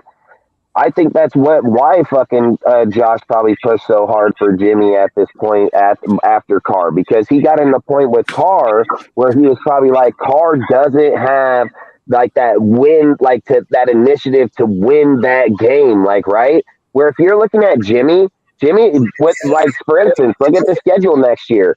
I bet you if we had Carr on the roster and looking at the schedule, we'll count games that we wouldn't win versus with Jimmy on the roster looking at them, you would count him wins where you would count Carr losses, because this guy plays in competitive games. He's played in bigger fucking games. He's played in those with bigger teams. So the point is like it's not uncomfortable for him to be in those game environments and win. Where Carr, it's uncomfortable. Like the Raider organization isn't known for going in and winning those type of games or beating them out with that. Where Jimmy, that's all he's done, dude. Like, so I think there's a lot of difference in confidence, the way that they've been in those type of games, the way that when you get put in those, how you carry yourself. It's just like if two people go to the wilderness, one knows how to survive and one doesn't. One's gonna be lost as fuck while the other one's going right down the road, fucking living like he's at home. You know what I mean? So I just say, like, with Jimmy, I think you feel more comfortable in big games, dude. And you're telling me, so you're sitting here telling me that Josh goes out and says he can have the pick of any receiver, because that's pretty much what they said. I mean, they really only got him for 7 and 9 million. So if they were just pushed 2 more million, they could have pretty much had any receiver in the free agency. And not only that, they could have traded for fucking DeAndre Hopkins, which still hasn't happened. And they chose Myers and Dorsett, right? Like, out of every dude out there that were better picks by name, they chose Dorsett and fucking Myers. And you think when Josh is sitting here with the questions you're asking right now, like you're asking the questions, you don't think he already thought it or been asking them himself? And when a dude's sitting there saying, like, I have fucking, you don't think that there's not a timer on his wall in his house, dude? Like, it's got to be way bigger deal for him than us. Like, he knows that he has a contract just like his house, dude. It's like when you rent a home, you don't own it. So, like, you're just on a ticker every 30 days. You know, when you go hand your rent to the fucking to the landlord that month, you're good for 30 or 31 days, dude. And then maybe some months 28, you know? So, long story short, there's never nothing that says, like, you own it, it's yours, it's mine. Like, I don't have to go give nothing. Like, I don't have to go out to somebody and give him money. So that counter is never ticking in my head, where in Josh's it is every day. You know what I mean? So, like, when people have that, they know what the fuck is on their plate, and they're not dumb educated in any fucking means. And he chose Myers and fucking Dorsett to complement fucking Adams. Like I've said on my post, dude, it's the best wide receiver core tandem we've had in multiple years as a whole, dude. Like a true number 2 in Myers, dude. Fucking true number 3 in fucking Renfro. Dorsett is that fucking threat over the top. I've said you don't have to have all the greatest players. They don't have to be all the biggest names. It's the fact that the threat's there. It exists. It matters. He runs a 4.33 40, dude. Like, the threat exists. So when that threat, you seen what happened when Ruggs was there, dude, and that fucking shit was assembled that way. The threat exists, it becomes dangerous, dude. It becomes a liability. The only difference between Jimmy and Carr is Carr had hit him for 70, Jimmy probably hit him for 40, you know. So that's probably going to be the only downfall. But I honest to God would say, like, and I'm a huge Carr fan, but with Jimmy being in Josh's system and just being comfort with the way that they've ran their ship for so long, there's games I'm gonna give Jimmy over Carr instantly, just because of that. And not only that, he's been in the playoffs, he's been in big game deals and won, dude. Regardless if a defense got him, if Graham fixes this defense and Ziegler goes into that draft with 12 fucking picks, dude, and just unloads defensively, there's no way we're not winning more games. Like, there's just no way. There's no physical possible way, And I dude. think that's the critical point right there, Dustin. I think that's, we've all identified the defense as being the biggest weakness on this team.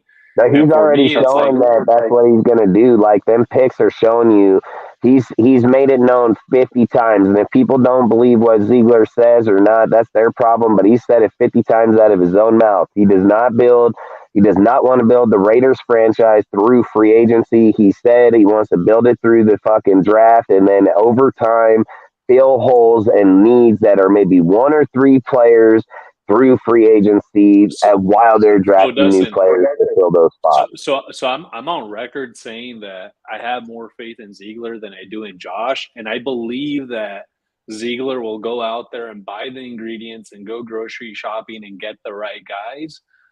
I'm concerned about Patrick Graham.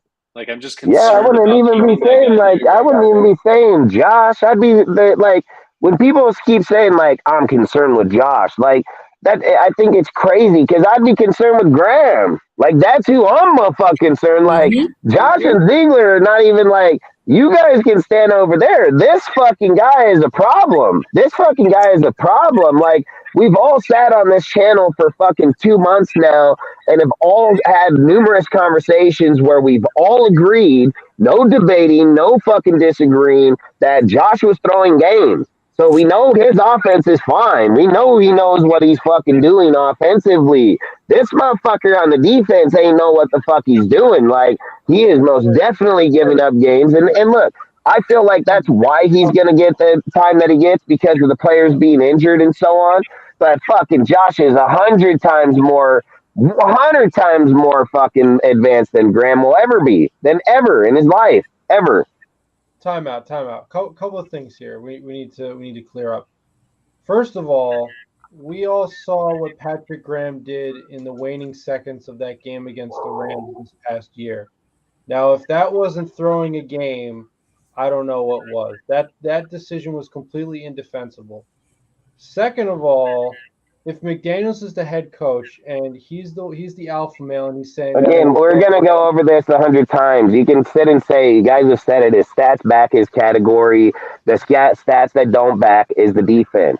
So I don't care if you have a biased opinion about him being a head coach. The stat category that has failed is the guy that's name is defensive fucking coordinator, Patrick motherfucking Graham. If a head coach, I said this about Belichick, if the head coach was the fucking guy, why does he have those guys to exist to begin with? Why is there an offensive coordinator and a defensive coordinator to begin with? If it was just on Josh and if it was just on Bill, why the fuck didn't Bill call the offense then last year? Obviously, he knows how to do it better. Real quick. Because it's a biased ass bullshit fucking conversation, dude. It's biased as fuck. So Dustin, the quick point on that. No, fuckers all, it's Josh. It's fucking Josh. No, it's the fucking defense, 32nd ranked fucking garbage ass fucking team. Period. Quick reaction to that, real quick. And I don't want to put words in Jeff's mouth, but I think, Jeff, what you were trying to say is, as the head coach, as the CEO of the organization, he's responsible for hiring and firing his coaches. So therefore, by implication, he's got a guy on staff like Patrick Graham who's clearly incompetent, and he decided to keep him. Is that what you're saying? Well, fucking Gruden did it with Paul and fucking Gus for fucking 3 years of his 4-year tender. So fucking kudos.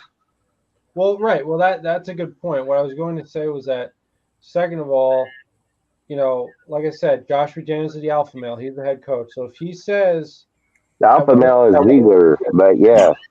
I mean, technically. But as far as like the on-field football operations are concerned, as far as being in charge of all the head coaches, Josh is in charge. So if Josh he is the head coach. Yes. You mean the position coaches? Well, what I'm going to say is that if Josh said at the beginning of the season or at whatever point of the season, we're throwing Yeah, it's his job to identify that Graham's the problem and fire him. Yeah, I 100% agree. I don't disagree. And he was on the hot seat in the end of the season, but for whatever reason, they decided to keep him. So it's not like they didn't discuss that he wasn't. It's not like Josh ain't doing his job. I mean, I can go get the articles because I posted them and we've talked about it on our show. Graham was on the hot seat at the end of the season, and they discussed about getting rid of him. But for whatever reason, they chose to stick with him. And I know why they chose because of the injuries that were plagued on the defense. So they basically were saying like he didn't get a fair chance to run the defense, which I get. Yeah, But if they're saying that, then it's like all we're doing is just taking a fucking stick and poking a motherfucker with it every time because everybody knows that Josh is the guy that hires and fires. Like no, any guy that listen, I'm not gonna say everybody because there are some dumb ass motherfucking football fans, but for the majority of the fans that are smart and know football, they know that he is the guy that runs that deal. He's already fucking showed that they did put him in underneath the deal. I said it on here 100 times. We should have Vic. We should have Brian. We should have some other motherfucker that knew it. I was saying this in week 3 of the season with fucking Sean Payton and Vic Fangio. But like I said, I mean, we listen. I don't want Josh to be sitting here where people are looking at Josh and discrediting him because of fucking Patrick Graham. Like I think that we have to be able to say this differently because when somebody says the way that you guys are saying it on this show, it's making it sound like Josh don't know what the fuck he's doing. Josh knows No. what the fuck he's doing. Bring up the offense. We'll put it right now on this show. Bring up his stats. Bring up his fucking shit. Like you can't sit in category the two underneath it. What we should be saying is Josh shouldn't be playing favoritism to his friend and he needs to fire fucking Patrick Graham if he doesn't get his shit together. But to sit and say like this dude's negligent in fucking coaching is just a fucking lie. It's a lie. And then you're gonna have fucking fans out here that buy that shit and then they're gonna go say that shit. So Dustin, one of the reasons why I love coming on the show and talking to all you guys is because we have very informed discussions, very informed debates. Everybody is obviously on top of the Raiders. You guys know the team through and through. And the last thing that I want to do is like turn this into another channel, and I won't name names out there that spew misinformation out there and misguide the fans. That being said, I think when evaluating Josh McDaniels, and actually take Josh out of this, like not even talking about Josh, just a head coach in general, a head coach, because you're effectively the CEO of the organization, at least on the coaching side, you got to evaluate every decision that you make. So not just in Josh's case, he runs the offense. I'm not just looking at the offense. I'm looking at how he's running his coaching staff, who he's firing, who he's keeping, what decisions he's making, et cetera, et cetera. We have to take a whole, holistic approach when we're evaluating the head coaching position. Same with like Vic Fangio, right? When Vic Fangio was with Denver, the defense was solid. Like he was really, really good on defense, right? Like I think we all agree. Top 3, top 5 defense. Top 3, top 5, right? But then he lost his job because as a head coach, he wasn't succeeding. The defense was doing amazing. But as a head coach, it wasn't doing so great. So I think we just got to take a holistic approach when we're evaluating Josh or any head coach. Look at wins and losses for a head coach. What a concept.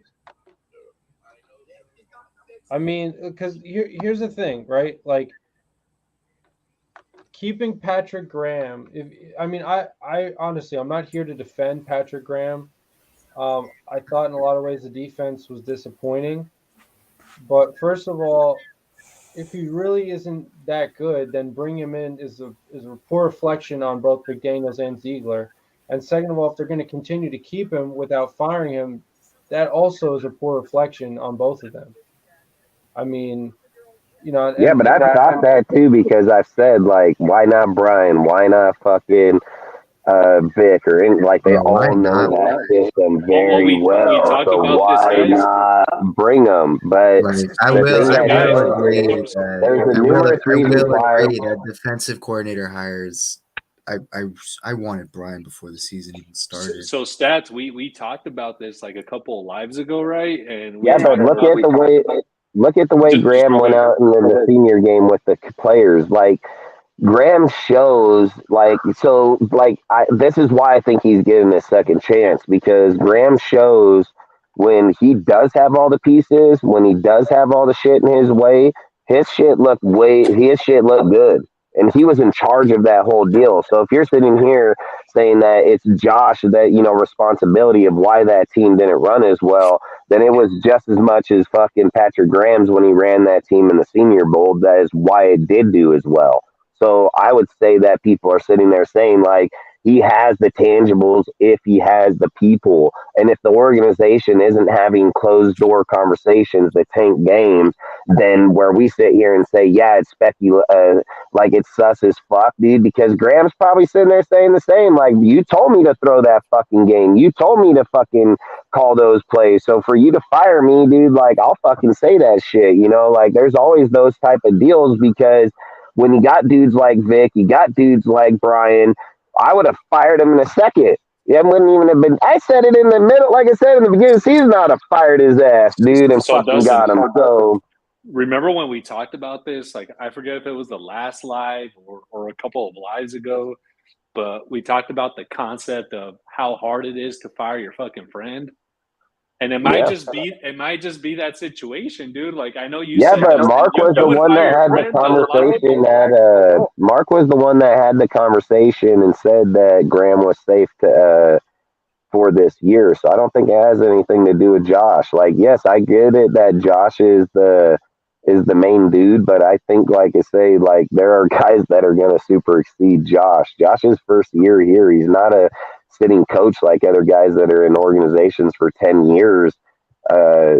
Ziegler and Mark are gonna super exceed him. I mean, I've said, like, when people keep saying, like, oh, it's Josh and Josh this, and no, it's Ziegler. Like, you want to know how much Mark loves Ziegler? He fired fucking Marcel Reese, which was his best fucking man, dude, for like multiple years, dude, for like, fuck what, since 2016. Yeah, so he's been out there for a long fucking time. And he made that fool resign in a year, dude, because Ziegler needs that seat for somebody else there, dude, that's going to benefit the organization better. And Mark didn't even had no mercy. He had no mercy for Carr. He had no mercy for Reese, dude. Like, Ziegler is like his new fucking, like, I would say, like, his new Derek Carr, his new Marcel Reese. Like, that Ziegler is like gold to Mark right now. You know what I mean? Like, I don't know if you guys ever worked in like ranches or anything. Like, when an old man finds a kid that he likes, that works hard, that's dedicated, he's like loyal to what his degree and who he is naturally. Like, they give him everything, dude. Give him a car, house, fucking money. They send him to rodeos. Like, they make sure he's fucking taken care of very well. And I think that's how Mark looks at Ziegler right now. Like, there's nothing Ziegler can tell him that's not like wrong. I mean, if you could stand right here, you think it was Josh that convinced Mark to get rid of Carr and everybody? Like, fuck no. Fuck no. I guarantee you, Ziegler was sitting down with him and told him, like, Mark, if this doesn't work out, we can restructure this team in the next few years, but we need to move some money around. Like, we need to move money massively, dude. And I said it at the time when Waller was signed. People kept saying, Jeff said it numerous times in here, why would you sign the contract? Why would you give it? I spoke on it numerous times. The NBA does it all the time, dude. They So do Dustin, sign and trades on players, because whereas he signed him at the time at 13 million, people thought was high. Where they got him now is a deal. It was a deal like a so motherfucker, dude. so So Dustin, I got a he's question for very you. smart on it. I got a question for you and for the panel. Do you think, because I think we all agree, like, I think Ziegler knows his shit. He's smart. He knows personnel. He knows how to evaluate players. Do you think that Ziegler would actually pull the trigger and sack, in other words, fire Josh if shit's not panning out next year? I don't think you would.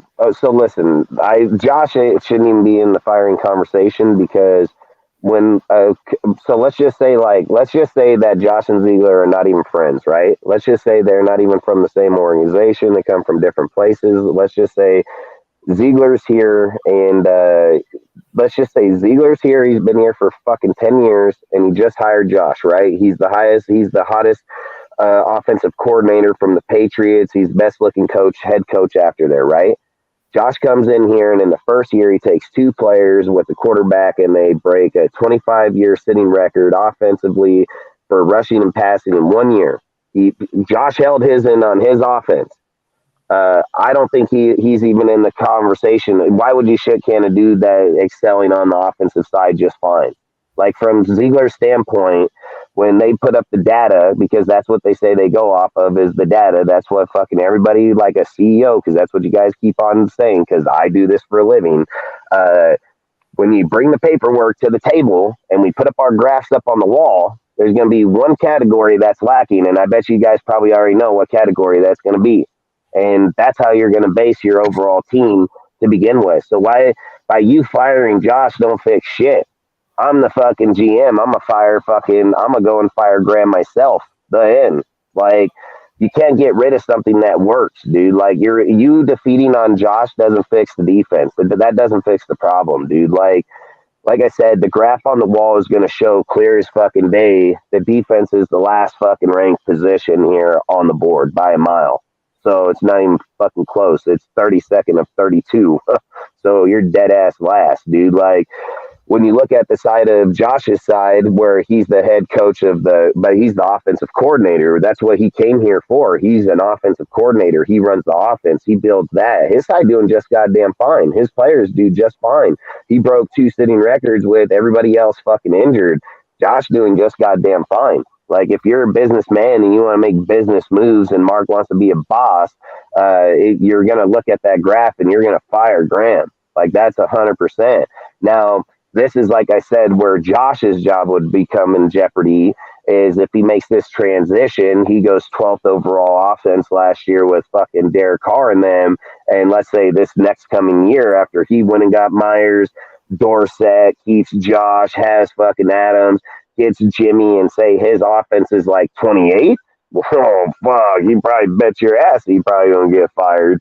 But if Josh stays in the top 10, top 12, I mean, why are you firing him? Like, you wouldn't fire Gruden. You weren't going to fire Gruden. You were going to fire Paul Gunther or fucking Gus Bradley. So Gruden's name ain't coming up for firing. Like, he had 10 years. He was getting 10 years. You know what I mean? So I'm telling you right now, that's exactly how Josh is going to get looked at. Until Josh exceeds fucking 25 in the offense, or 20, like I'd say 20, because going from like what he does, like still I'd say like 25, but let's just say we want to be strict, like, be strict, like 20, you know what I mean, and do that for like 2 years maybe. But the only way I can see Josh like literally just getting fired next year is if like we win one game, and if we win one game, that's going to be by Mark's doing.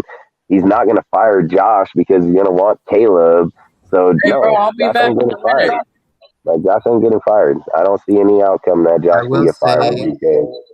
I will say for me, for Graham specifically, because now Graham has had an up close and personal with the rookies, like the prospects that are going to be rookies this year, especially since we know the offense was at least okay, and it's just the defense that just needs to get work. Because if the defense is just average, we're good. I do think that if like Graham can't at least have the defense, like if like say like let's just say like last season, like the defense we don't end up using UDFAs because we just keep getting injured. I do think if Graham can't at least make a top 20 defense, since like he's personally scouting like everything, and we have 13 or 12 picks now, I mean, I would definitely fire him. I mean, Graham's going to have to be down, like, if Graham wants to keep his job, I think, like, going forward in the future, after this draft, they're going to go defense, dude. There's no explanation why Graham should struggle here when this draft class is deep as fuck in the defense. I'm not going to say that he is going to struggle. I'm just saying, like, if the defense isn't top 20 for me. Well, that's what I'm saying, because he averaged, 23, 24, right? Because we averaged 24.3. He was right around the same defensively. I think he was like 24.1 or 23.9 points per game. So let's just say if Graham gets that down, like say he goes from like 23 to 20, he'll probably have his job for sure. But if he stays up there in the 20th, I mean, 32nd ain't getting nobody nothing. And the whole deal is that that Josh and them are claiming that they can fix this team structurally, not just one side. Like Gruden can fix the team one sided too. Like people that are really good offensive coordinators. That's why I was saying, like when we were talking about Sergio earlier on in the year about D'Amico Ryan's even being the coach, just defensive mind to be here, just so you can restructure the defense. You know, like have somebody here that can get the fucking defense out of the 30-second fucking hole. I mean, if you're sitting there, like even like people say, like look at the Vikings, they had one of the worst records. Yeah, but they also got sent home too in the playoffs. Like you can go through the regular season and win. Like nobody's gonna debate. And what they have 11 games fucking won by one score, like last one score. So 11 games they won that way. So that's not winning. That's just getting lucky, dude. But at the same time, like, can it be done? Yeah, but fuck, you're asking for a miracle, just like they had. But the minute they got into the fucking playoffs where they play structural teams, they got fucking ousted instantly. So that's all I'm saying is like, could he get by in the regular season? Yeah, I don't see why you can't. But when you fucking get into the playoffs, you're not just playing broke down teams anymore. You're playing fucking teams that ready for the take home that fucking trophy. So like I said, I don't see any way that Josh is being fired. I mean, I'm gonna say it here. I'm gonna stand by this dude the whole entire time because I don't give a fuck. I'm not delusional, and I don't just pick biased fucking conversations.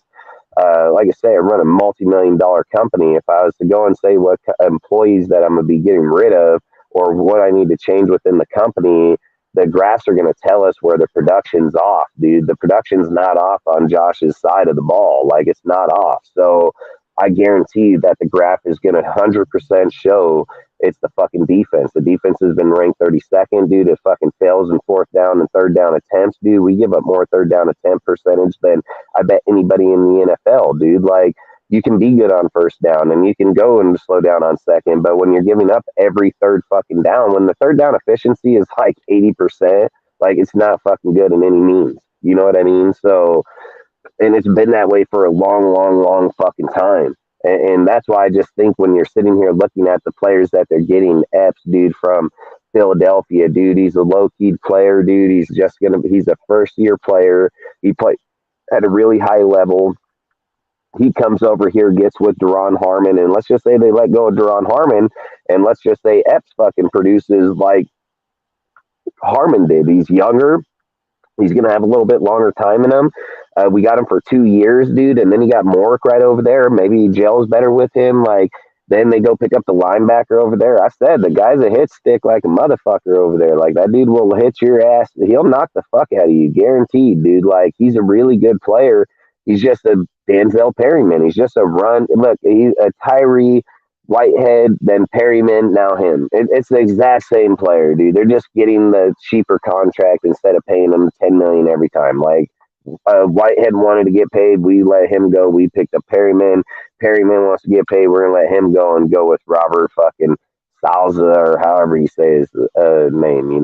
So I just think like that's, and it's nothing wrong with it. Nothing's wrong with it. Like I said, you got Neil Farrell, dude. You got freaking Tillery. You got Matthew Butler, Malcolm Kuntz. Fuck, he's put on 10 fucking pounds more than that. I think what did they say? He was weighing at like he came in at what was he at? 240, 255. He's at 255. He was weighing 242 at the beginning of the season. He's at 255 at the end of the season. So don't be surprised this motherfucker comes out on the outside of Chandler for sure next year. So, like I say, we still have a lot of really good players in there depth wise, dude. I just wonder if they're gonna get rid of Amik. Is Amik in his last year of his contract?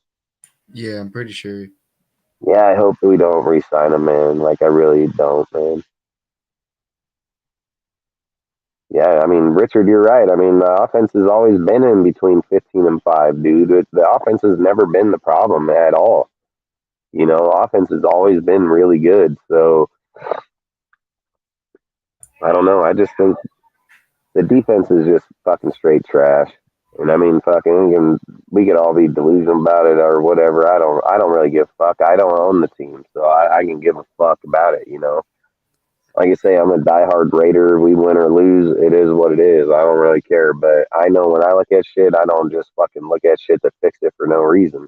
I know if I own the Raiders, I know how I'd fix that motherfucker, and it'd be defensively 100%. So and people would say, well, why isn't they doing it right now in free agency? Well, he's picked up a few players here and there, and he got 12 draft picks. Like, fuck, come on. I mean, yeah, it's kind of like I said. Like I've been saying for a while. He's taking his words very literally. He doesn't want to build the team through free agency. There's And nothing wrong with that he's only gonna take cheap players for depth. and dude, there's nothing wrong. If anybody knows the draft class, dude, like there's massive defensive players through this fucking whole draft class, dude. Like you can be picking good ass defensive players all the way down the sixth round, seventh round. So, and you can probably hit on dudes in the fifth and sixth round. You know what I mean? Like, there's a lot of talent all the way across there, dude. It's just the offensive side. There's not a lot, but there's not really much any at all. I mean, to be honest, I mean, fuck tight ends. There's a lot. Freaking receivers. There's a few halfbacks, a few linemen, a few. It's like I say, it's way heavy defensively, big time.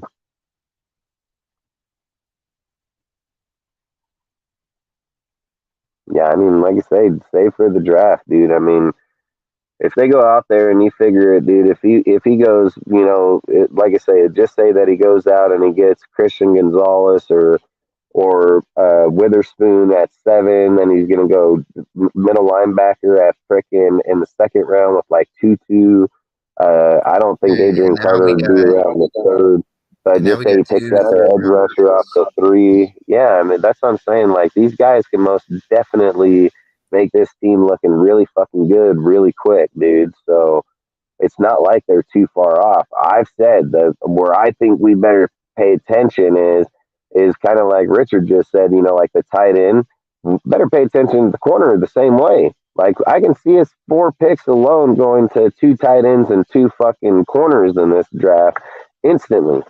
Like instantly. Like if you're not picking up Schultz or somebody of the factor that has a run block tight end, run catch, you know, a block pass tight end, then where else do you think you're fucking getting them? And you're not going to go out and start the season without a tight end. So I will you must. say if they draft more than one corner, then Amik is most likely getting cut. And I'm not I saying mean, I'm he's not giving. already I'm not. cut, right? He's not technically already cut. No, he's not. We didn't sign him. He's still on the team. They haven't cut him.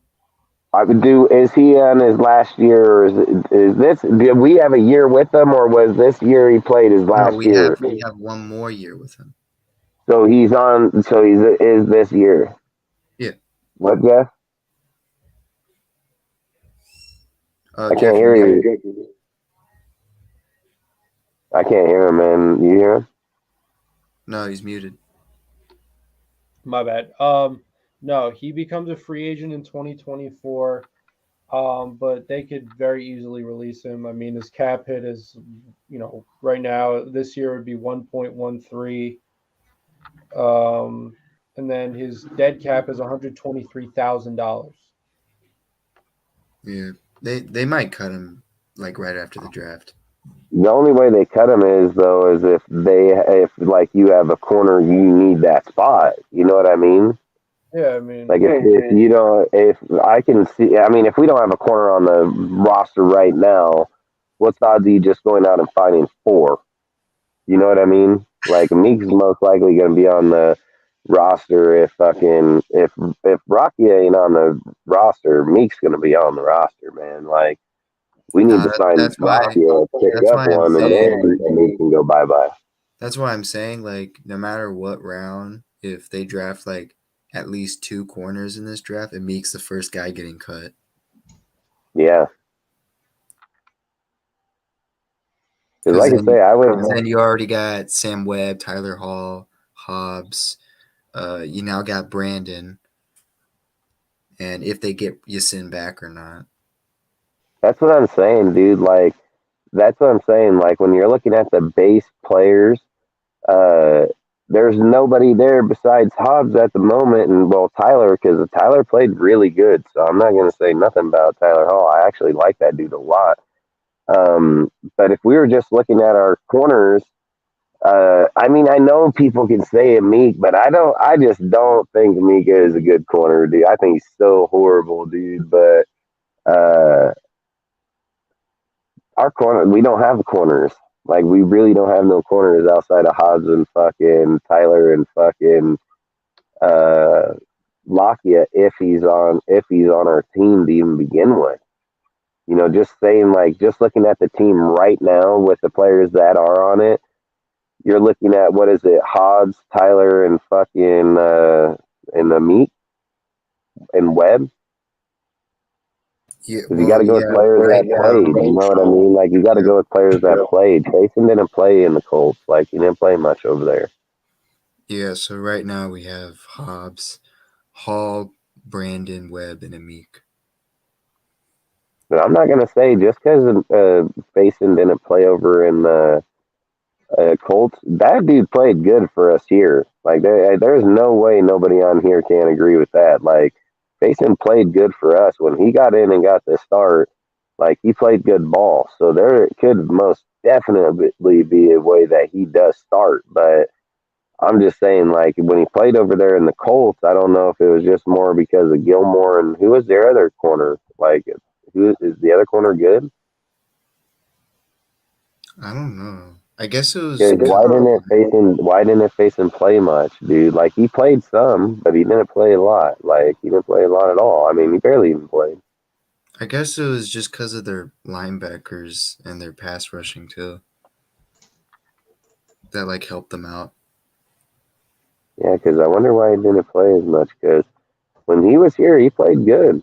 Like he reminded me of like David Amerson, dude. Just like a dude came in and can just play good. Like he played good his first year out here. So I wasn't a big Facein fan, but when we got him back and seen that we got him, I'm sitting there thinking like, okay, why did we go sign him of all the corners out there and we signed him?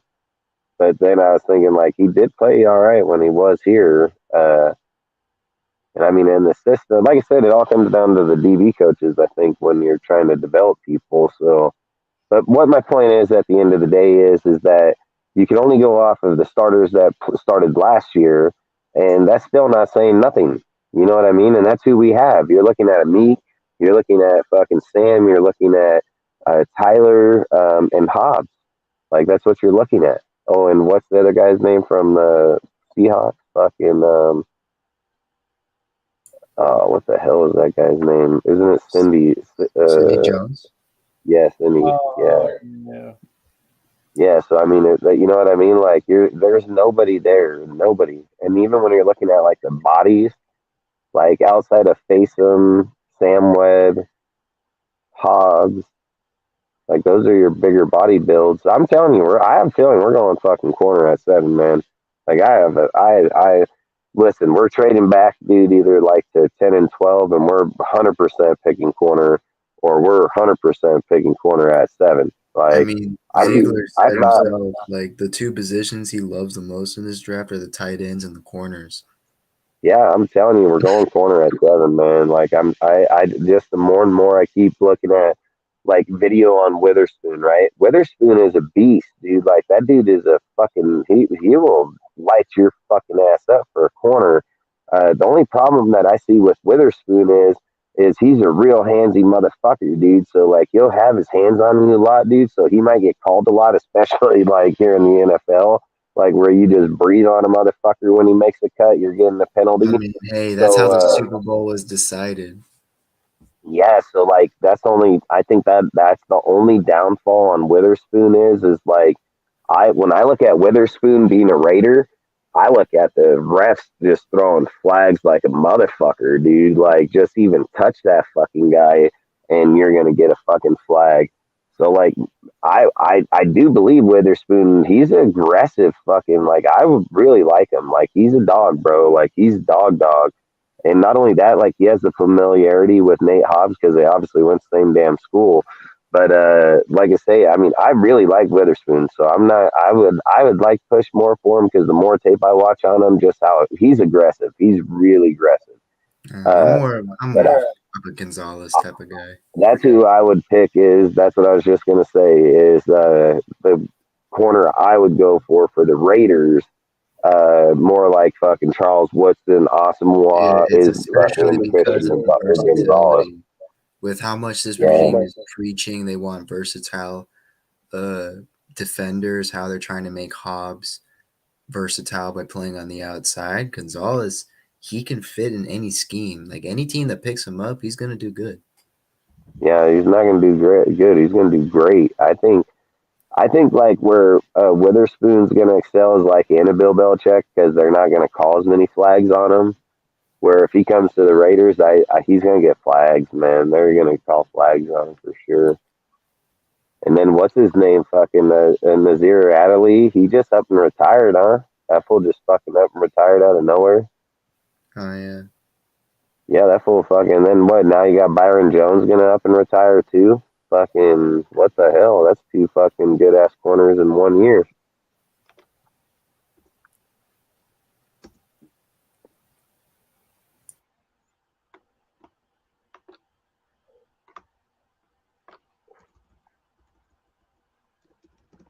I just think the fucking Lockett is gonna hurt us, bro, if we don't retain him, man. He's gonna hurt us. So even with 12 picks, trying to get two starting corners, dude, that's gonna be tough, man. Because you don't want to just resort all your resources there. Because I think like pushing your D in, like going into the draft, dude. For me, I would say like tight end, corner, then tight end, corner, linebacker. Fuck, I mean,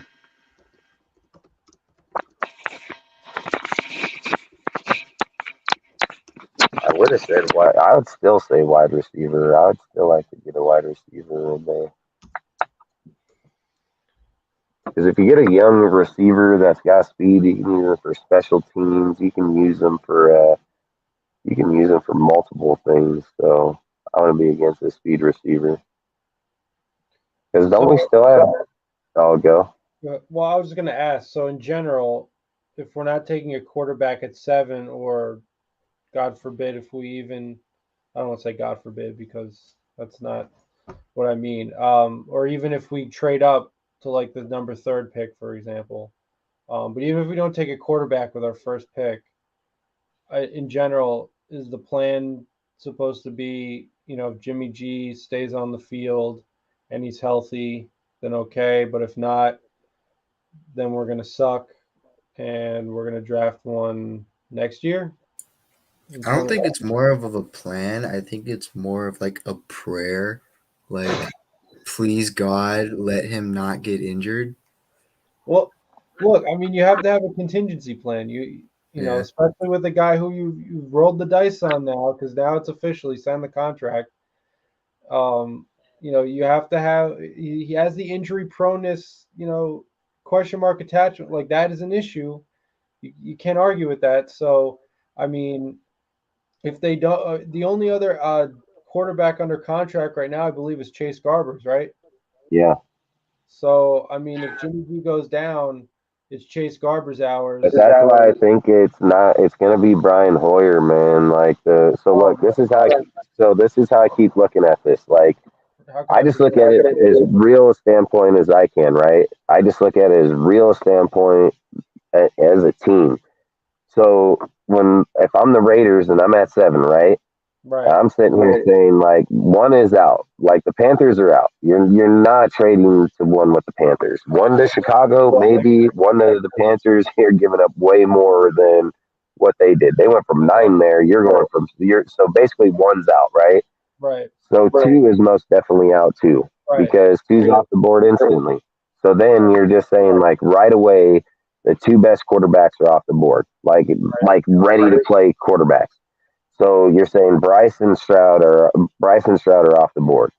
is it really worth trading back to 3 for Levis? Like that's what I think. That's what they got to ask. The real question is like AR a good thought? Like talking wise, yes, but franchise, no. Like he's not even an entertained thought at that pick because I think, like I said, I think at that pick you have to ask yourself, if we trade to 3, are we trading there for Jalen or fucking Will Anderson? Like that's the question you're asking Even now they, even because McDaniels admitted that in the combine. He said in their top 10 list of players in this draft, only 2 of them are quarterbacks. So if the top 2 quarterbacks are already gone, they're not going to bother trading up.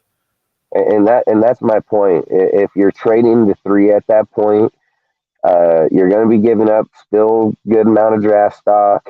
I just don't think it's. I don't think it's good business, in my opinion, that you would trade to trade up there to 3 if Stroud or Bryce ain't there. Like I don't want Bryce. I more want Stroud. But if either of the 2 are there, I just think the trading up is out of like you're not doing it because I don't think there's anything that guarantees that. And listen, there's nothing that guarantees that Bryce or Stroud is going to be, but you take a higher risk on a quarterback than a linebacker for your franchise by a mile. So I think you would look at like looking at Will and looking at Jalen. There's nothing that says like they can be the franchise leader for years to come. You know what I mean? That make you win games. Like quarterbacks, generally, if you hit on them, they win you games. You know what I mean? Like could Jalen Carter be really good? Yes, nobody's going to argue that, but he's not going to be a quarterback in winning games. And then Will Anderson's not going to be the quarterback of winning games. So at that point, I think 3, I think trading up is no longer fucking, like you don't do it no more. Like it's 3. I think what happens now with Jimmy being here, I'm going to be honest, like instead of trading up, I think you actually trade back. Like, that's what I think. And I think at 7, depending on if you have somebody like if Wilson or Murphy's on the board at 7, I think you pull the trigger. Like I don't think there's a way you can. I don't know if you can trade back if Wilson or Murphy's on the board at 7. Um, but I think if you got Witherspoon. If you got Witherspoon, you have fucking Gonzalez, you got Ringo, you have that other kid too. God dang it. I can't remember his name. There's another kid there too, and I can't remember his name at the moment, but I'll remember in a second. Long story short is if you trade from 7 to like 12, you know what I mean? Like 7 to 10, 7 to 11, you're still able to trade back and pick back up your corner no matter what. So I think what happens is if Wilson or Murphy isn't on the board at 7, we would trade back. Because I think by that time your quarterbacks are off the board. Fuck, I mean AR probably off the board too at that time. Then you're looking at Jalen and Will Anderson being off the board. And then let's just say that AR is not even in the top 10 conversation. Then the odds are it's going to be Miles Murphy. Miles Murphy is going to be off the board because he would either go to Detroit. He'll probably go to Detroit. So you would think that at 7, Wilson, it's going to be Tyree Wilson, most likely at 7, or Gonzalez or Witherspoon, somebody of that right there at 7. It's going to be one of those guys. Or, well, fuck, I didn't even say Breeze, huh? Breeze is there too. So you'll have Breeze, Witherspoon, so you have Breeze, fucking Murphy, and Wilson probably there, huh? But Yeah. Breeze can probably get picked up. Breeze can get picked up, man. So I don't know. That can be a tough one there. That's what I hate about drafts, dude. Like, there's just so many possibilities inside there that can just change that shit in a heartbeat, you know? So drafts are hella hard, dude, to predict. Just you can get an idea of like what players are going to be there, like off there at that time, but putting them like exactly, it's a little tougher. Stay in your lane, bud. I do think if it is going to be a defender, I do think they want it to be. I think Ziegler wants his first round pick to be a playmaker, and I don't think he would draft someone that's like a defensive tackle. More, I think he would draft someone that's more like a defensive back or an edge rusher as his first round pick.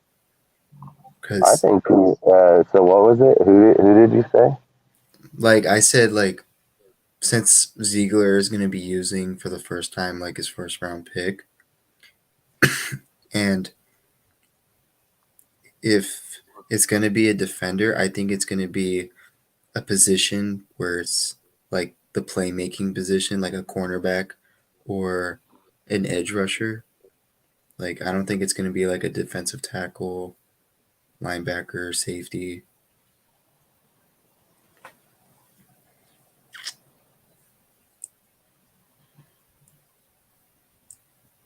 And I doubt it's going to be an offensive player if it's not a quarterback. If it's not a cornerback, you're saying it'd be an offensive player? No, I said I doubt it'll be any offensive position besides quarterback. But like if it was defense, it to me, I think Ziegler's going to draft either edge rusher or cornerback because I feel like he's You just going to. know, I feel like he just wants his first round pick to automatically be a position where it's a playmaker. yeah. Do you think? So I keep thinking too. Like, what if it? What if he gets to? I keep saying defense the whole time, right? Like, it's gonna be fucking cornerback or DN.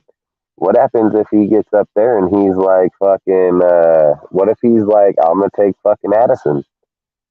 Like, what if his defensive players are off the board and he's like, I'll fucking roll with Addison because the corners are deep in this draft? Dang, Like, or fucking I would not Wyatt, know how dude. to react. I would not know how to react.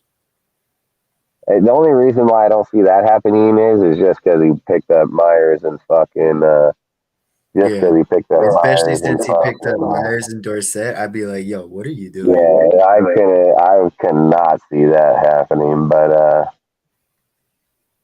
yeah, I cannot see that happening, but I'll tell you straight up though that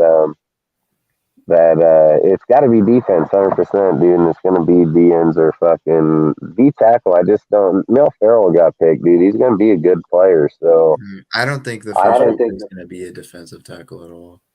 No, I think if you're gonna go for like, unless it's like an Aaron Donald type motherfucker like Jalen Carter, but that's not gonna happen. But like, I think it like corner, dude. That's a big spot in the NFL, bro. Is NFL corner, dude. Yeah, Like, that's why I think I having think he, I think it's just going to be a corner. Yeah, I think when you're looking at like your franchise where Patrick Peterson type dudes, you know what I mean? Like some corners make the franchise. You know what I mean? Like fucking when Patrick Peterson was with Arizona, that's what they knew Arizona for was Patrick Peterson. You know what I mean? So I I mean, think hey, like you got Charles Woodson, you got Jalen yeah, Ramsey, you got Xavier Howard.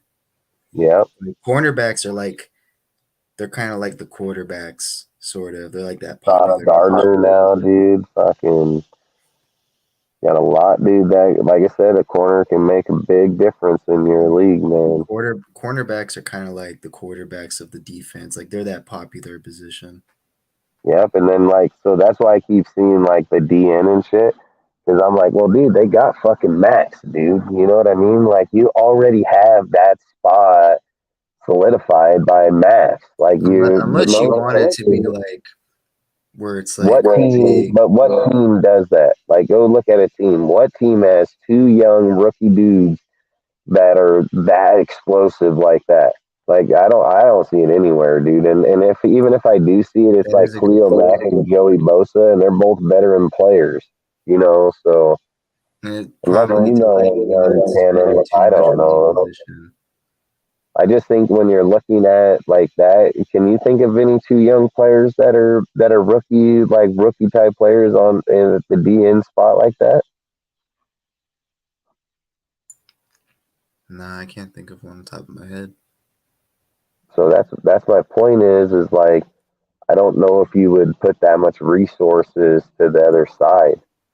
It wouldn't make On like sense, one dude. position. Like the more and more that keeps making sense is like, okay, look, if we had Lakia and we did get a corner like Sutton or something through the free agency, then I wouldn't say it was such a need for corner in the draft, right? What's the biggest glaring hole in defense right this second? The motherfucking cornerback position, dude, by a mile. Not even fucking close. Like the cornerback position is depleted like a motherfucker. So you're not just sitting there saying like, oh, we got starters. They just we don't know how well they're gonna be. Like we're sitting here saying like we don't even have fucking starters. Like we don't even have starters, dude. Like literally. So the only guy that we can literally say that's a starter that is very good at his position, and that's in the slot corner, and it's Nate Hobbs, dude. That's the only guy on our cornerback spot right now that's a true fucking corner. You know what I mean? So outside of the rest, dude, between Tyler, Amik, and fucking Sam, and them, they all still got to prove. Same with Sydney. They all still got to prove that they're good corners or even corners at all. So, like I said, for me, I think corner has to be the spot, dude. I mean, go look at the halfback spot. You're not going halfback. You're not going to go offensive tackle because I know it ain't that big a need. Um, you're not going to go wide receiver because, just like I said, he just picked up all those dudes. Those are starters. Like the Dorsett and fucking Myers, those are starters, dude. And Hunter, they're starters, and Devontae's starter. Like, so you already know you're four starters already into your five starters. So 4 out of 5 are already on your team. So somebody shows up and balls out, dude, and then it's gonna be like a DJ Turner because I think they're on the roster still. So you still have other guy, DJ Turner, and them still here. So like I said, it's gonna have to be someone that just comes out like a rookie that you draft, something. Somebody's gonna have to show up and ball out for that fifth, and then so you're not taking the receiver. So then you go over to the defense. Well, tight end, but I don't think you take a tight end in the seventh overall. I don't even think there's a tight end in the draft that's seventh overall worthy. So, so the offense, you'll move off the offense and safety. You're not a Branch. I can see you can probably go Branch there, dude. I mean, Branch I can see happening because he is a yeah, very versatile defensive back. yeah, that's what I'm saying. Branch can most definitely go off there. But logic. If you're looking at the roster, you just picked up Epps, dude. You have Morick, so you're probably not taking Branch. So you already have two younger players there right now. So then you're going to go to the linebacker spot, and then you're sitting there saying, okay, I got Diablo, I got Masterson, I got fucking Butler, I got fucking Robert that I just picked up. We might even pick up other dude from the Sam from the Miami. So you're like, okay, I'm not looking at the linebacker spot because I got a plethora of them right here at the moment. Plus, you got to remember you still have is it Kaiser or is it it's Yeah, Kaiser? Kaiser. Yeah, Kaiser. Kaiser Hey, still hey, on the bro, we team. gotta look at the DB room. Yeah, so I think I'm telling you, more and more I keep looking down the line. It's gonna be a cornerback, dude. You got to Joey think Porter you Jr., got Neil bro. Farrell, you got Neil Farrell, you have fucking you have Neil Farrell, you have Matthew Butler, you got Hey, Tillery, bro. you got a numerous amount of dudes in the D tackle spot. It's DN or corner, and I still think Hey, it's corner because hey, Coop put on hey, I what seen a 12 report. pounds. I seen a report that we're after Calais Campbell. We're interested in him. Max has Uh, been trying to recruit him for a while. and freaking Matt Naranitis from Carolina. Clowney Yeah, I supposedly don't we're know if we're gonna interested go after. I don't think we're gonna go after Calais Campbell. I mean, how much money is that fool gonna want? because we only got 20 mil. I just looked over the cap. It's like 23 million or Nah, 20. it's 20 now. Yeah, so I don't know if I'd be shooting for Calais Campbell of all people. And he hasn't even been doing much over the last few years. Plus, we're still trying to save enough cap for the rookies. No, I think that's already taken out, if I'm not I'm telling mistaken. you, it's not, dude.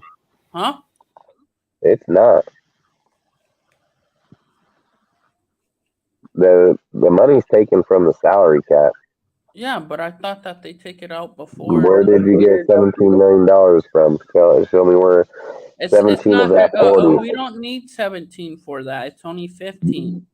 No, it's gonna be like 17 No, million. We have the seventh already seen overall. where they have our team. It's not Okay, 17. 15 million. I don't care if it's 17 or 15. $2 million doesn't make a difference when you're looking at that much. And if you're looking at 20 million, means you only got $5 million to spend. So if it ain't three, it's five. Like I say, they're fucking, the money comes out of the salary, 100%. So if they're saying that the fucking salary or the draft is $15 million, then out of the 20 million we have, 15 million of that will be designated to the draft. Then if that's the case, then you can just count. We're probably not signing very many more people at all. Man, that's another thing people got to think about is like they're probably gonna if they're not trading that much, like in the draft, we're getting at least 10 players in this draft. So like people got to keep an eye that the salary cap is also affected by the draft. Yep. And then you got to think you can't just run your cap to zero. You know what I mean? You can't just run your cap to zero. So if it's 15 million in the draft, and then you don't trade away any of those picks, you are already owed the 15 million. So the odds are they're gonna It's close probably to try to get rid 16, of some kind of of. those. It's close Man, to see, dude, you're just like my woman, motherfucker. I swear, dude. I said 17. This motherfucker argued me 15. Nah, it's closer to 16. Now that I see it, it's actually more closer to 17, but you know what? It's probably like 19, but it's rounding the 15. That's how you guys are. You and my woman and all the motherfuckers are the same Hey, way, man. hey, just know this is my quarterback. I support this guy. His jersey's on the way. I'll be rocking this before I rock that number 4. You That's in support Louisville. his field production or film production? Not filled. He supports this production. No, fuck no. You got the game fucked up. Yeah, You love LeBron so much, Dustin. yeah. Hey, most white guys it'd be like this, probably like, but with Jimmy, it's like, You're like fucking you're fucking stroke that fool like a motherfucker. Bro, because of this dude, the hooker industry is gonna collapse. He's gonna take all the Doesn't he have a women. woman? I thought he has a woman and shit. I don't even Nah, know if bro. this It dude's was his married. 3 brothers and his parents were at the thing. I'll send you the picture right now. Oh, fucking this guy. That fucker doesn't got a B. Fuck no. He needs to go get one in Vegas now. You don't need to. You're just gonna go have a stripper in his fucking Hey, Nah, hey, he he's ain't gonna go married. to the He bunny probably has ranch. one there right now as we He's gonna speak. go to the bunny ranch, bro.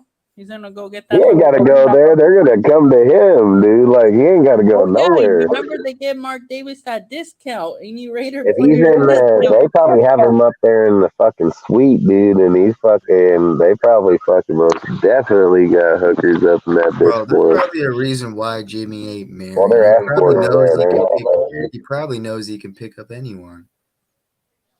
He just knows a million of his fucking 16 just goes to a girl right away. He's like, Plus, yeah, I'm gonna pay this escort a mil for the year. especially for his looks. I mean, every time you see this dude with his former You guys all talk about this guy like he's a fucking goddess or something. Nah, bro, Fucking literally, he went with the Niners to a all kind of baseball guys, game, and all all the kind.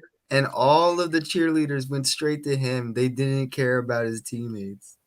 Hey, I mean, Yeah, fucking, bro. when you Hey, got bro, it, you just got it. be surprised if he's smashing one of the cheerleaders. He's probably smashed multiple of them. And now that fool's over here, he's like, Yo, oh, that's fuck. probably why. That's probably why Stidham left. He didn't want competition. Nah, hey, fucking Stidham had a fine ass Stidham got a bitch. woman though. That bitch was fine.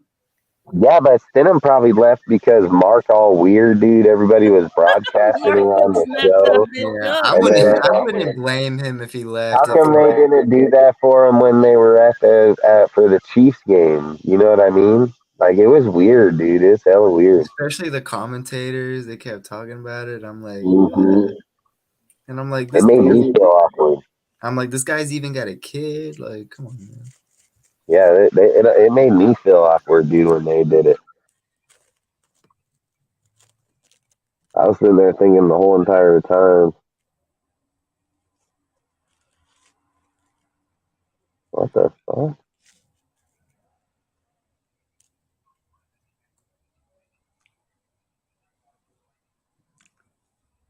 Hasbulla? What? Who the fuck is that? Hasbulla? Hasbulla? Hasbulla? Where? Where you see that at? This viral star pulls up for the game tonight. Hey, Dustin, your boy, man, bro. I'm just gonna say this, bro. You gotta catch me. Can't play. I'm not even playing anymore. My players are all on the bench. I can care less. Nah, Like I bro. said, they're about to bench fucking Dame for fucking the rest of the season just because Nah, they're not going to bro. get it. But Dane played tonight. I know, but they're about to bench him. Did they? Did the Lakers win or lose? They're up by 1. The Lakers are. How many minutes are left? 5 minutes and 2. Oof. It all depends on Yeah, where the bro. Lakers. Tatum got me 62 points. Yeah, it's gonna all depend on where they finish out tonight. If they win and Jazz lose, did the Jazz or did what's it called? Did Dame and them win or lose? Did the Blazers win or lose? They lost. Yeah, that's my point. They said if the Lakers lose or win tonight, they're gonna shut down Dame for the rest of the year. And then that's three of my main stars: Luca, fucking KD, and Dame all out. KD should be back though in a couple weeks. KD ain't back for fucking 3 more weeks. KD won't be back for the rest of the Fuck, the season, Warriors and are then playing back to back. Fuck. Draymond should be back.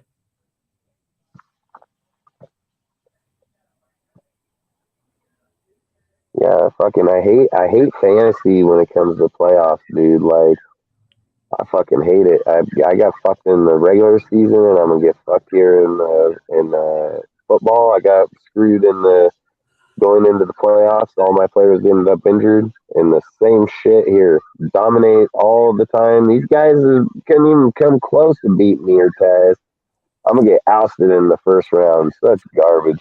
But whatever. I Hey, ain't bro, guilty. do I play Chaz next round or do I play the loser out of him and I have no idea.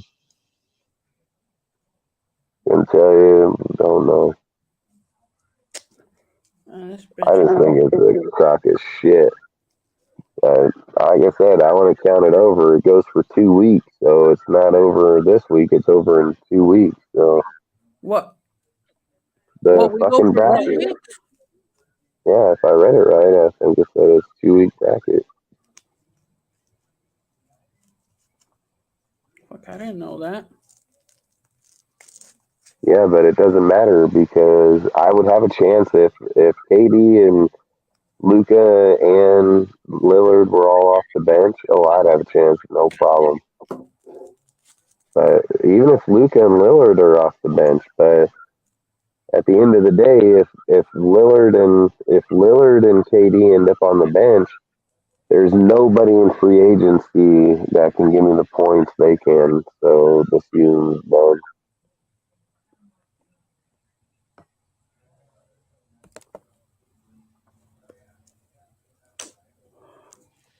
Yeah, I mean, like I said, with the Raiders, I mean, I think there's just so much going on Fuck that. that that's why I keep thinking. People always keep saying like, "Oh, they can't wait till they get the next big signing, this, that, and the other." They gotta just remember, like, they have a lot of draft picks, dude. They gotta still pay for those players, you know. So, did you Google it right now? What it would cost for the draft players? Cortez. I'll do it right now.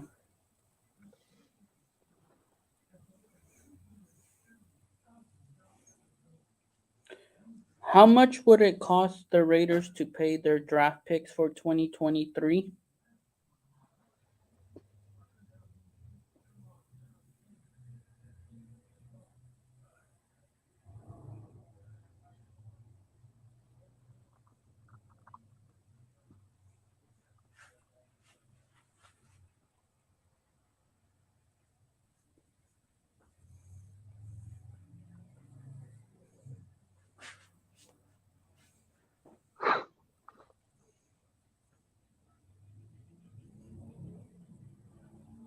I mean, even if I would not be mad if we got a corner at the seventh overall pick.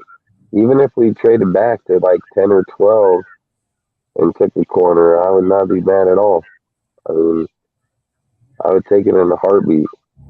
When do when do they take out the money to pay the rookies for I found it. 2023 in the Destin, I NFL? found it. How much is it? They would pay for their rookies 15.2 million because Yeah, and how much? their first round pick rookie would receive 4.8 million. Yeah, 4.8 million. So it's 15.2, right? How much cap do we have right now? 27, I think 27.7. No, Or no. bro. That changed. 20. We have We're at 20. 20. So we have 20 million. Yeah. So at best, they can only sign one more player in free agency unless Hey, they give Sergio. up some of Hey, the draft Sergio, picks. look. They would have to give up some of the draft picks in order to if they wanted to spend more money or trade a player like Renfro. Hey, Renfro can be traded, dude. He's only hey, at it, Sergio, but can you again, he's look up? only 60 million. I would look on the. What I would do Look, is look go. out when they take Oh, out the money out of for the draft. That's all it's I want gonna to come know. out of this money right now. What do you No, mean? The no. I draft want to next know if they month? took it Oh, before free agency or what. they can't. Well, listen, Cortez. That doesn't even make sense. If you're on the books for $43 million at the end of the season, where the But I fuck want did to know if 7? they already took it out. That's all I want to Wait, know. how would they take it out? They would take it out You just don't know math, obviously, because listen, just look at it like this, okay? Here, let me just because do simple they math just for you. traded If you Waller. have They 40 didn't save any million, money. if you have 40 million and you fucking, and 20 million of the 40 million's taken away right away, means you'd only have $20 million. Because if you guys remember, You signed Jimmy for fucking 16, you'd have but 4. How the hell did you sign the rest of those players?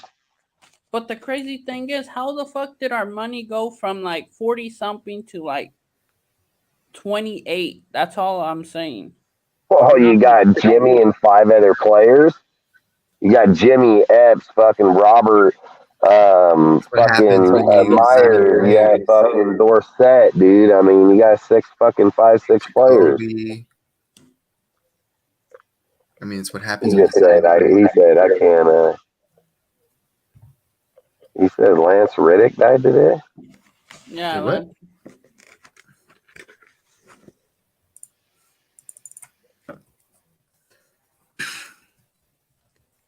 Yeah, I mean, like I said, unless a player, what I would do is look at I would look at the roster and see who has the most value for the least cut.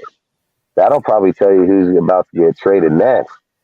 Because like if you trade Josh, right, that's 10 million right back. So 10 million will be right back. So if we're at 20, we would have 30.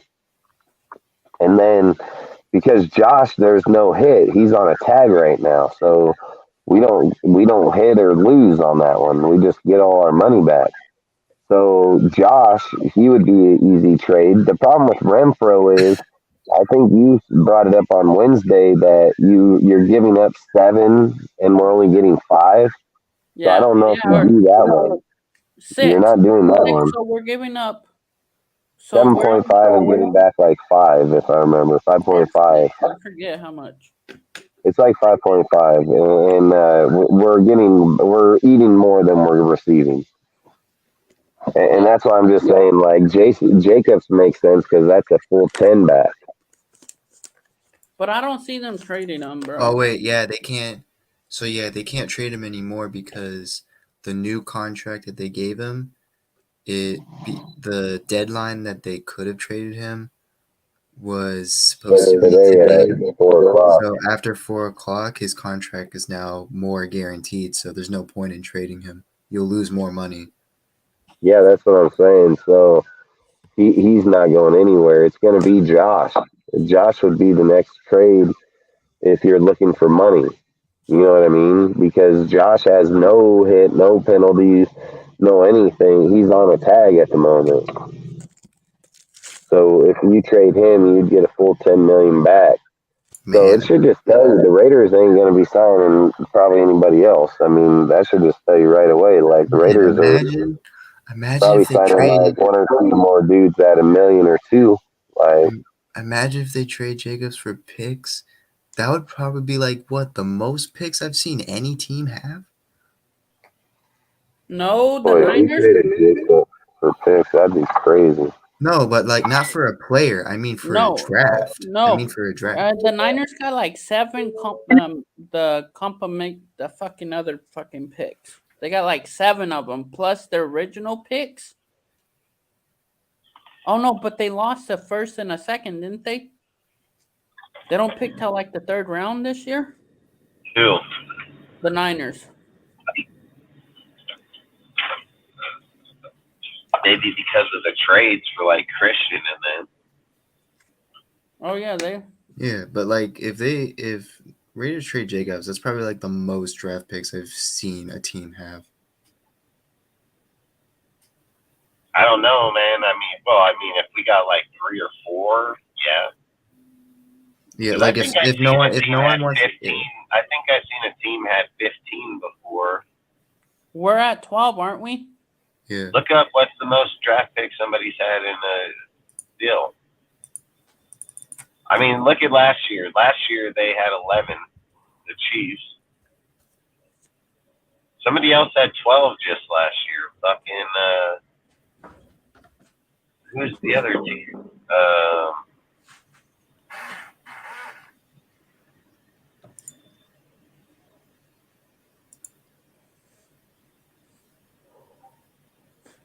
Andy Reid, man, he just knows his shit, dude.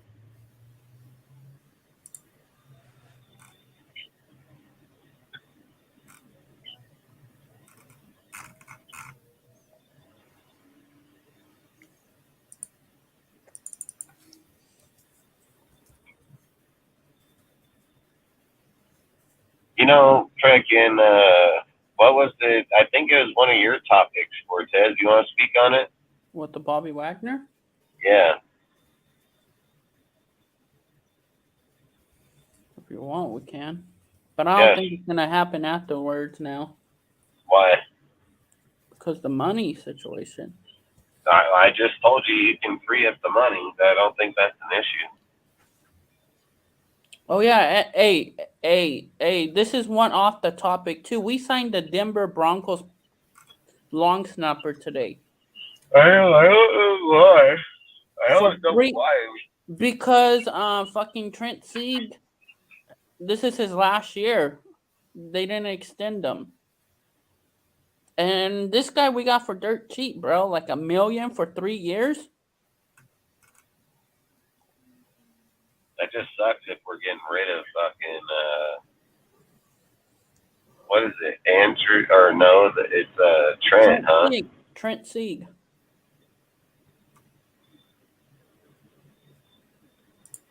Dustin, I found it. What was it? So it was 2020. The Minnesota Vikings had 15 picks, most picks in one draft. That's what I thought. Dude. I thought it was 15. Dang, but imagine we get 4 like mid-round picks out of Jacobs, like, and we get 16 picks. That would mean that we had like the most picks ever. And we stay at every position.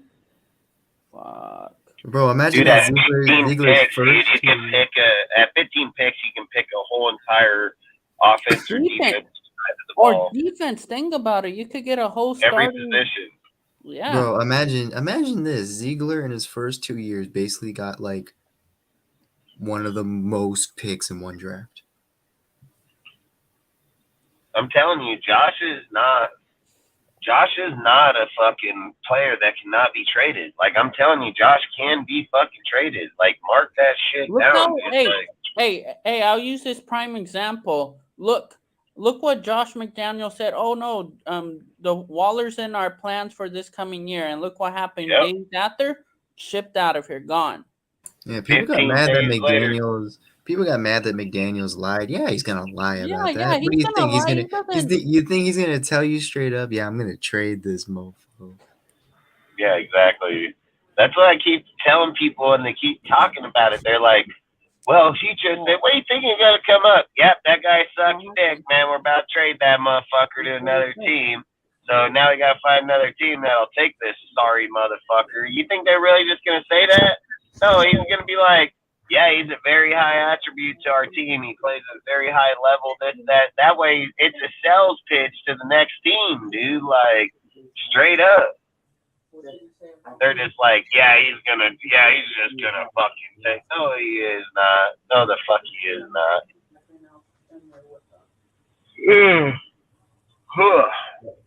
He's just that I don't, because I cannot know if I smoke. I'd love to get Bobby Wagner over here. If we were able to get Bobby Wagner, I'd take him. And when he was in the bedroom, I was in there laying next to him. He'd be the best linebacker we've had, dude. Fucking serious. I don't know. You guys got anything else you want to talk about, or what do you guys want to do? I mean, I got Wagner if you want me to. If you want to speak on him, you can. But otherwise, we're going to hop off here in a second anyway.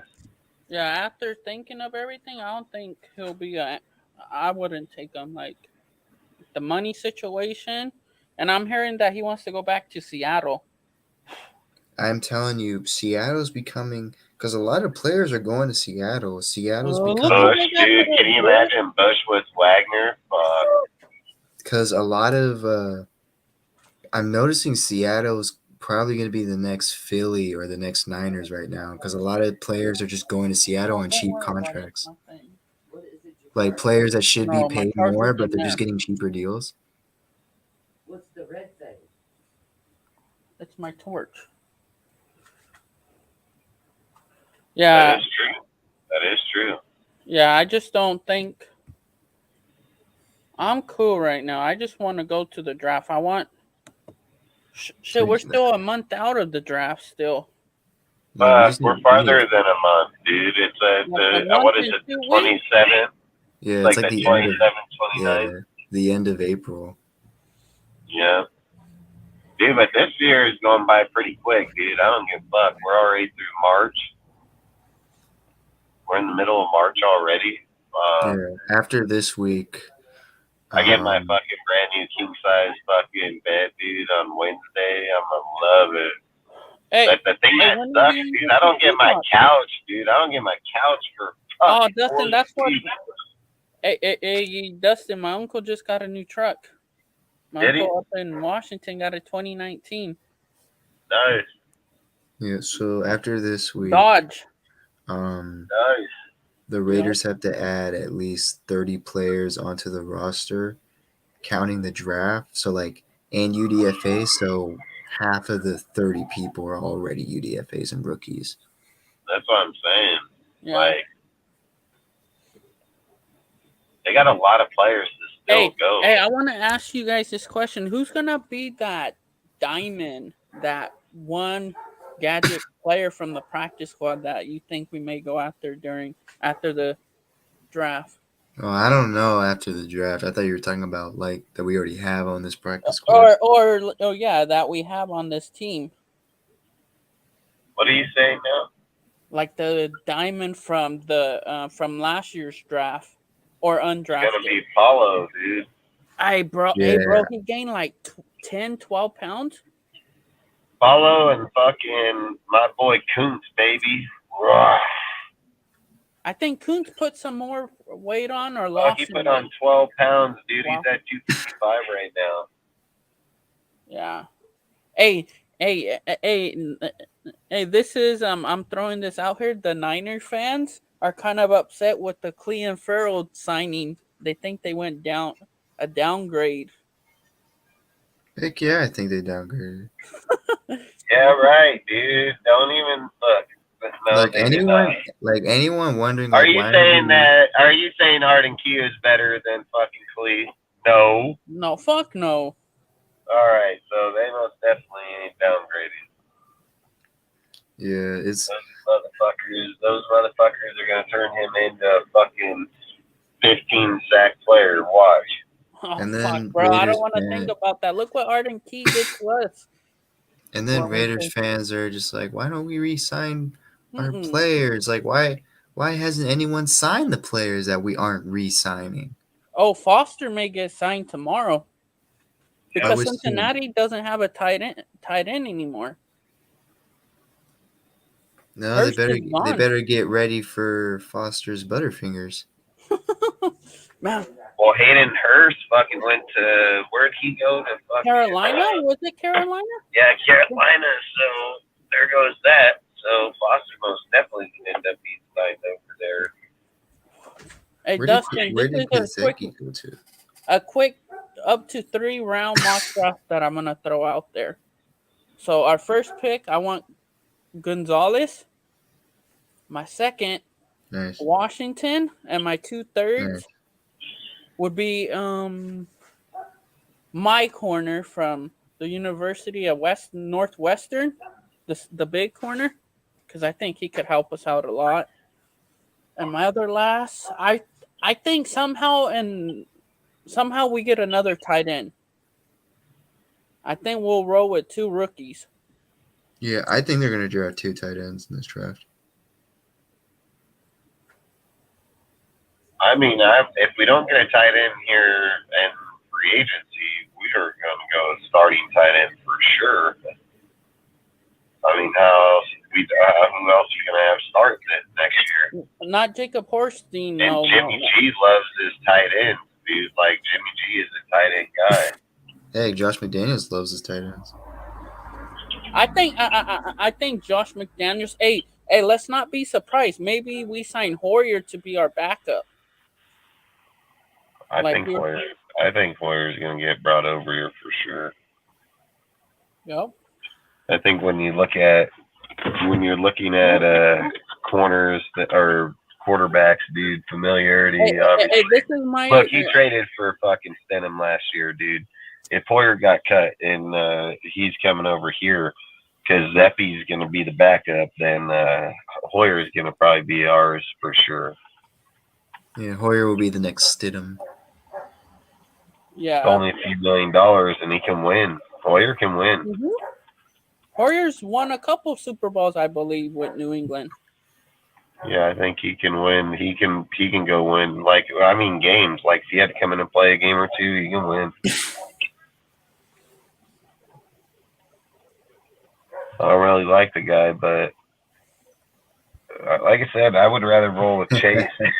I'd roll with Chase if it was me. Man, bro, Darnell Washington, man. That that dude will be very special for our offense. Yeah, I would take Darnell in the heartbeat, dude. Freaking. He's gonna be available, and I know they're gonna pick him in that second round. You know, Yeah, this guy, he had opened up his woman's door for him, for his woman, and I was sitting here thinking, it's guys like that that get me in trouble. Like, my woman will be like, open it. How come you don't open my door? Why? Like, open your own fucking door. Oh, yeah, see, you're not like, and this guy right here just did it for her. I'm just thinking, like, why you gotta do that, man? Like, fucking, if my woman was here right now, you know exactly what she'd be telling me. She'd be like, oh, see, he did it for her. No problem. How come you don't do it for me? Oh, fuck it. Just bullshit instantly, you know what I mean? Like, horrible. But it almost makes me want to roll down my window and be like, don't you ever open that fucking door for her again. She got, this is goddamn 2023. She got fucking 2 hands, dude. He's like, she doesn't have hands. Oh, okay. Does she still have a mouth? Does she have a mouth? She can fucking just bite it. I don't fucking. Man, bro, this kind of want to see what we do. Hey, to be honest, I like that Van Nori, or what's his name? The one from Miami. Van Ginkel. Yeah, Van Ginkel. He said Cortez likes his tight ends. Damn right. Yeah, you like them tight ends for sure. Bent over. Nah, fuck no. Fuck Darren Waller. Hey, I'm just gonna say You this. probably would if he was bent over. Hey, to be honest, I'm very happy that I didn't even buy none of his. I never bought a jersey of him, never got an autograph from him. I'm very happy. Why? He was a Raider. No, I just don't. Well, I mean, you guys all job. Oh, he's a top 5 tight end. He's top 5 tight end. He's top 3 tight end. Now he's gone. He's like, oh, fuck him. He sucks. He's horrible. Fucking. I never thought that dude was a top 3 tight end. I said it for a long time. I said he's top 5, top 6, man, but not top 3. But nah, I don't even recognize him as a top. Not even. I don't recognize him as a top tight end. I don't recognize him as a tight end. He's just an oversized wide receiver. Yeah, he's a receiving tight end is what he is. He's a receiver. He can't block. He can't help the run game. Fuck no. Fucking runs into his fucking player, his fucking receiver and shit. Do you guys remember when he first came back? I think, wasn't it against the Rams? Or one of the games he came back and they both hit each other, him and Renfro. Oh, yeah, I remember. I got so scared. Because I was like, wow, you just come back and you already running into Renfro. I opened the door for my woman too, man. I was just saying I hate when fucking guys do this because then it makes it where I have to open the fucking door for you. Shit it annoys the fuck out of me. I already got to open my fucking door too. Why you think I'm gonna fucking walk over there? Like, this ain't 1950, fool. I ain't trying to get her a milkshake with a cherry and open her door. Like, listen, I got 3 kids with my woman. I'm stuck with her for life. She can open her own fucking door just like I'm gonna open my own door, you know, like straight up. Like, this fucking fairy tale fucking movie shit. They want to give me like fucking, you know, 100 mil. I'll pay someone to open her door. Fuck it. I don't really even care. Nah, fuck. I get it, dude. But I'm not. I hate when I see it because it just reminds me of my woman always. See what they're doing? You see what they're doing out there? Oh, yeah, I see what they're doing, babe. Well, you need to do that more. You didn't give me flowers. Oh, fuck. Be like, what are you getting me? Like, what are you buying me? Nothing? All right. Fucking, that's what you're getting. Fuck. Nah, I'm just kidding. I mean, what's that?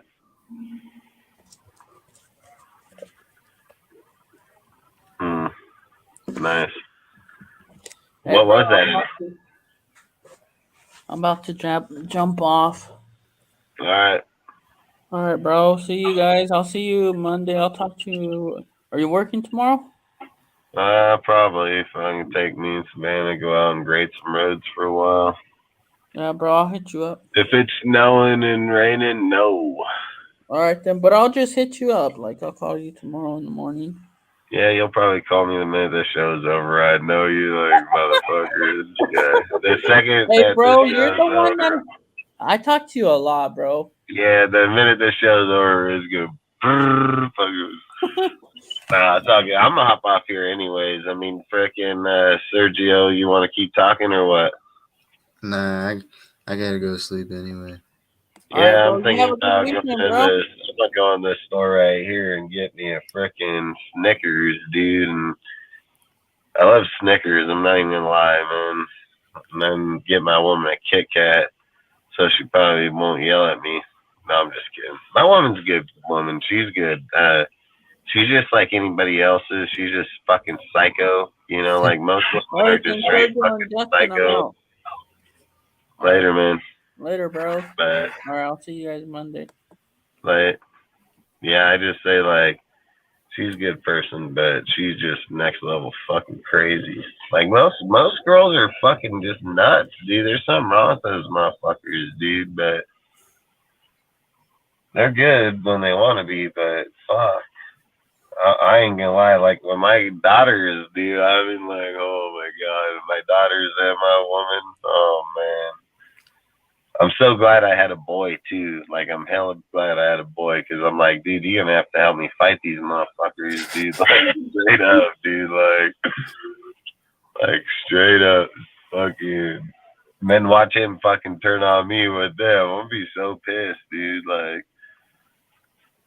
But hey, either way, man, I hope I hope everybody has a great weekend, man. Frickin' we're gonna probably hop up off here. Like I said, appreciate everybody that shows up weekly, man. Appreciate all the mods out there. Appreciate everybody that comes to the chat, puts out their comments, dude. Appreciate everybody on the panel always showing up, talking football, week in and week out. Frickin' got a long off season to go.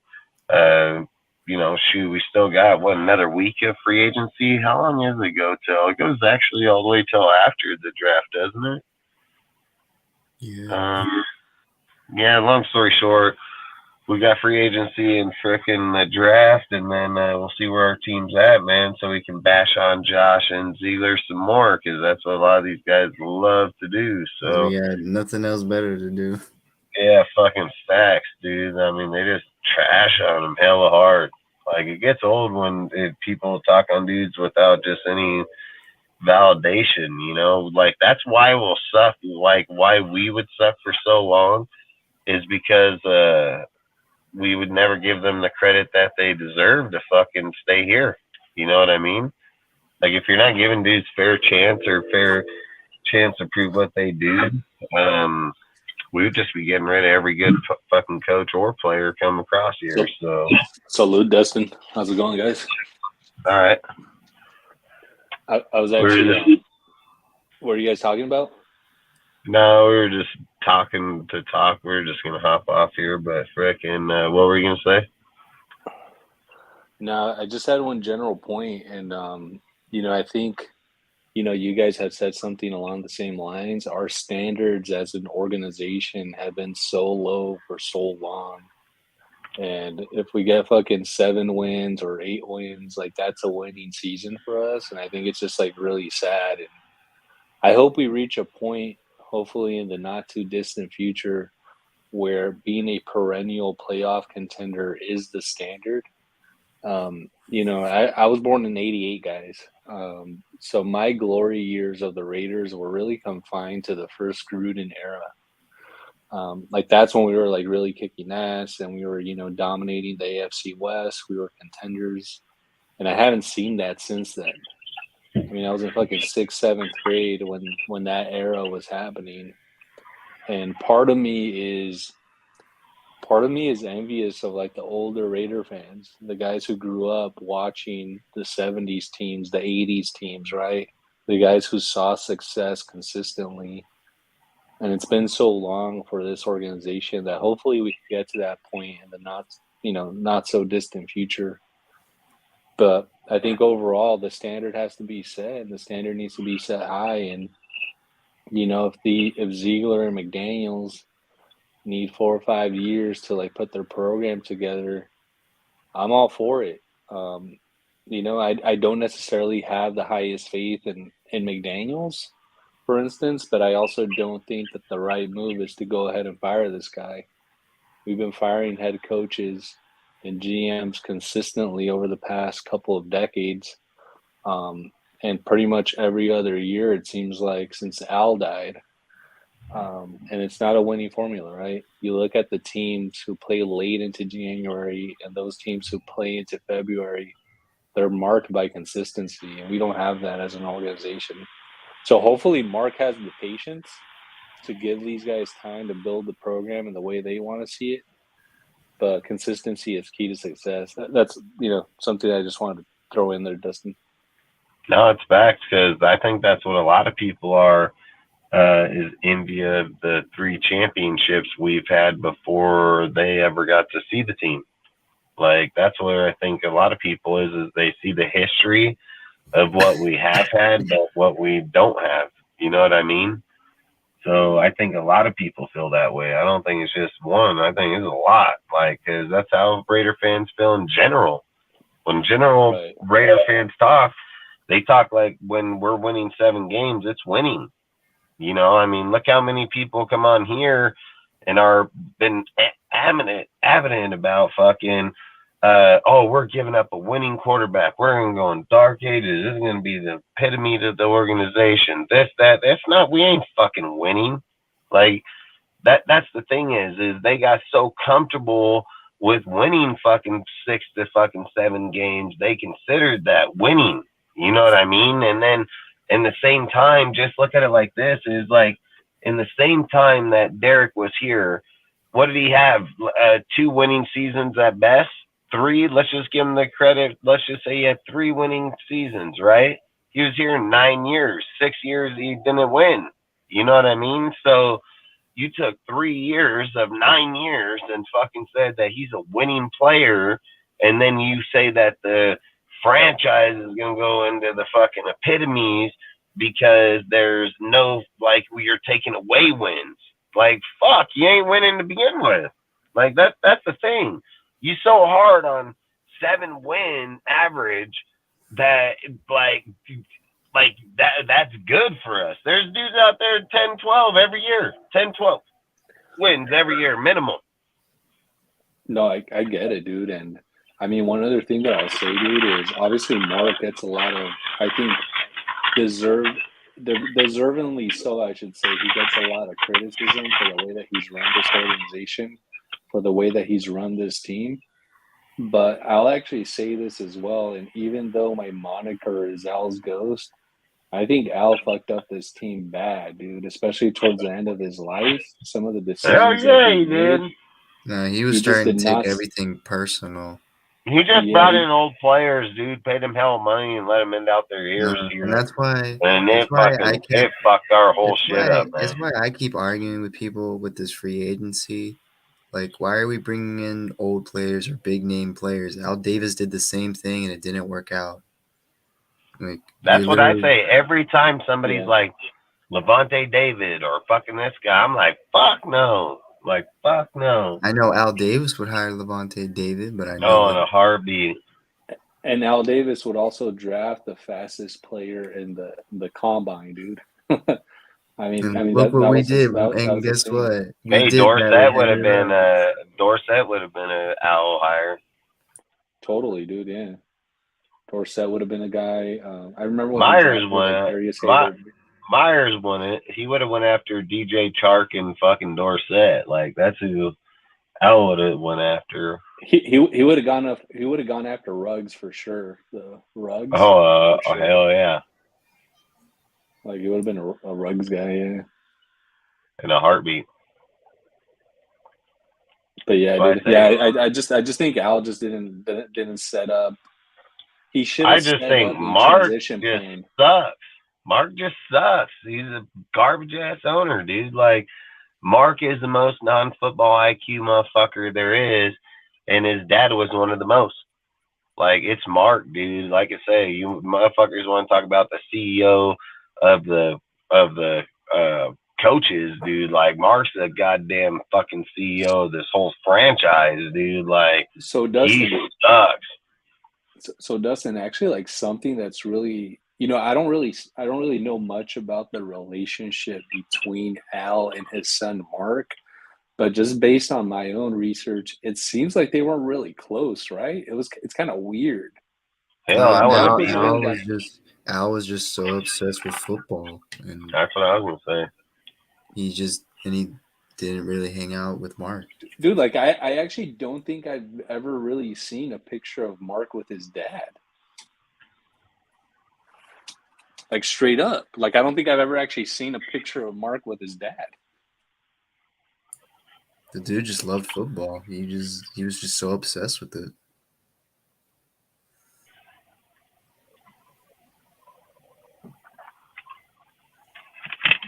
But like have you, Dustin? Have you seen a picture of Mark with his dad, dude? I mean, I've seen Mark with his dad numerous times in the stadium in Oakland. So I would imagine there's probably. I've never looked, to be honest. So I don't know. But I have seen him with his dad in the stadium multiple times. Dude, so I literally like just Googled like Al Davis and Mark Davis, and I mean, just based on the Google search, there's no picture of these guys together. It's so weird. Yeah, I mean, don't get me wrong, dude. He's a fucking. Usually, when you have guys that are so obsessed, like Al was with the football team, like you don't usually spend a lot of time with your family, anyways. You know what I mean? So. But Mark was there. I mean, there should be plenty of pictures. Mark was there in the stadium when he was a kid, dude. Like, there's a lot. So, I just think Mark. He just is the most. He's not the right owner for the Raiders, man. He's not the right owner, dude. He don't fucking live by the culture. I feel like we've been in this poverty because of him and his dad at the end of his career. So.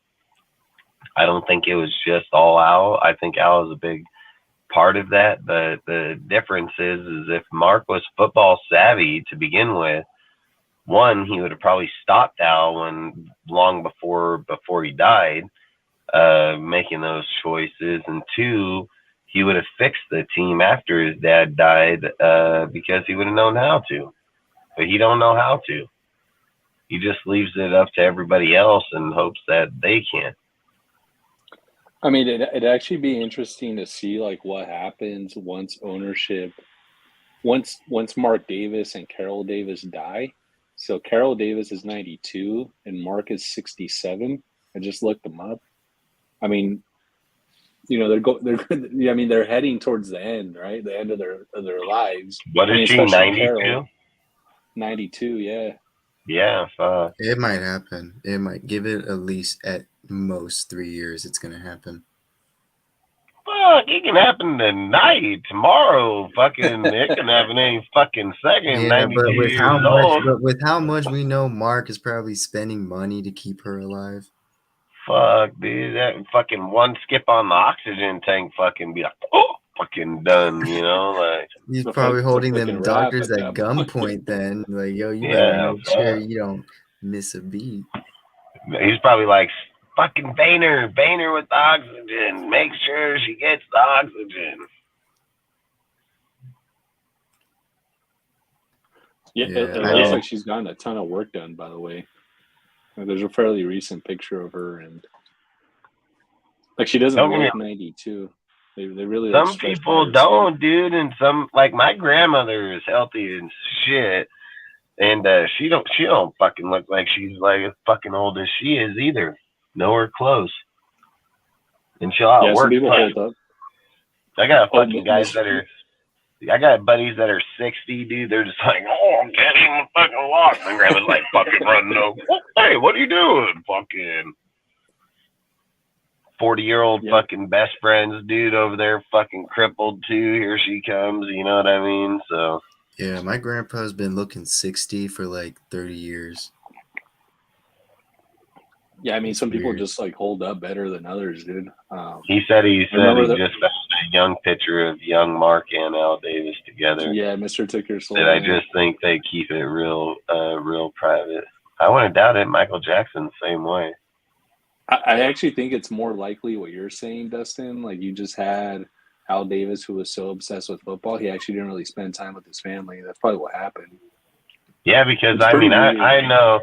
I know numerous games like when he was younger, when he was there, older, fucking. I mean, the I've dude seen them literally both took together. over. The dude literally himself took over an entire league single-handedly. Yeah, he's a fucking legend, dude. Commissioner, GM, coach. Like he took over. Like he literally took. Like the Raiders weren't even originally owned by him. He just took it. Yeah, and he came up with all the slogans, dude, like commitment to excellence, pride of poise, the team of the decades, etc. Like that was Al's shit, dude. He created the He's image. business marketing like Dale Earnhardt was for NASCAR, dude, and fucking racing. Some people just have it in them, dude. When it's time to go to work, dude, they go to next level work, you know. And Al just got crazy when he got old. Dude, listen, when he took Darius Howard Bay, I knew it was over. Like when we picked Darius Howard Bay, I was like, yeah, this guy, he's on some fucking shit now. Yeah, was that like 08? Was that the 08 draft? Yeah, dude. When we got him, I knew right then, like Al wasn't gonna be doing this much longer. Hey, There were hella Yeah, good dude. people on the board You that wanna year, know- dude. There were hella people, and we rolled with the fuck track star because of how fast he was. You want to know how Never even played smart- football. Do you want to know how smart Al Davis was back then? Bill Back when, Walsh, like in the back fucking then, 80s, when he was like younger, 70s, yeah, Yeah. 70s. Fucking, Bill Walsh, what his first ever NFL gig was with Oakland, Yeah, that's true. I read about that. 1966. yeah, I wouldn't doubt I it mean, because that's how all those systems that his became the West Coast best Yeah. one out there. I Al mean, was what's what interesting a is player, coach, dude. Fucking he did everything, jack of all yeah, trades. yeah. I mean, what's interesting is like when you hear about like the coaches who met with Al Davis and actually interviewed for the gig, like Al was like going in on them like on football questions, like asking them about scheme and shit. Yeah, probably not like And Mark. Like, what's your business marketing idea? yeah, exactly. Because Al could talk the X's and O's with the best of them, you know, like he knew the X's and O's.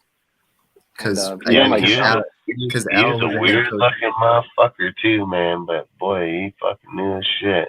Because I mean, he Al Davis was a fucking head weird, coach dude. himself. I mean, what Yeah, coached? but he always remind me like of that rat on fucking that fucking cartoon, man. Oh Like my every time he's like his teeth and shit, like the fucking always like that rat Like cartoon. Tom and Jerry, dude, or which rat? Dude, it's the one in the sewer, dude. The big old fat fucking cat, dude, going after the mice, fucking or Fievel.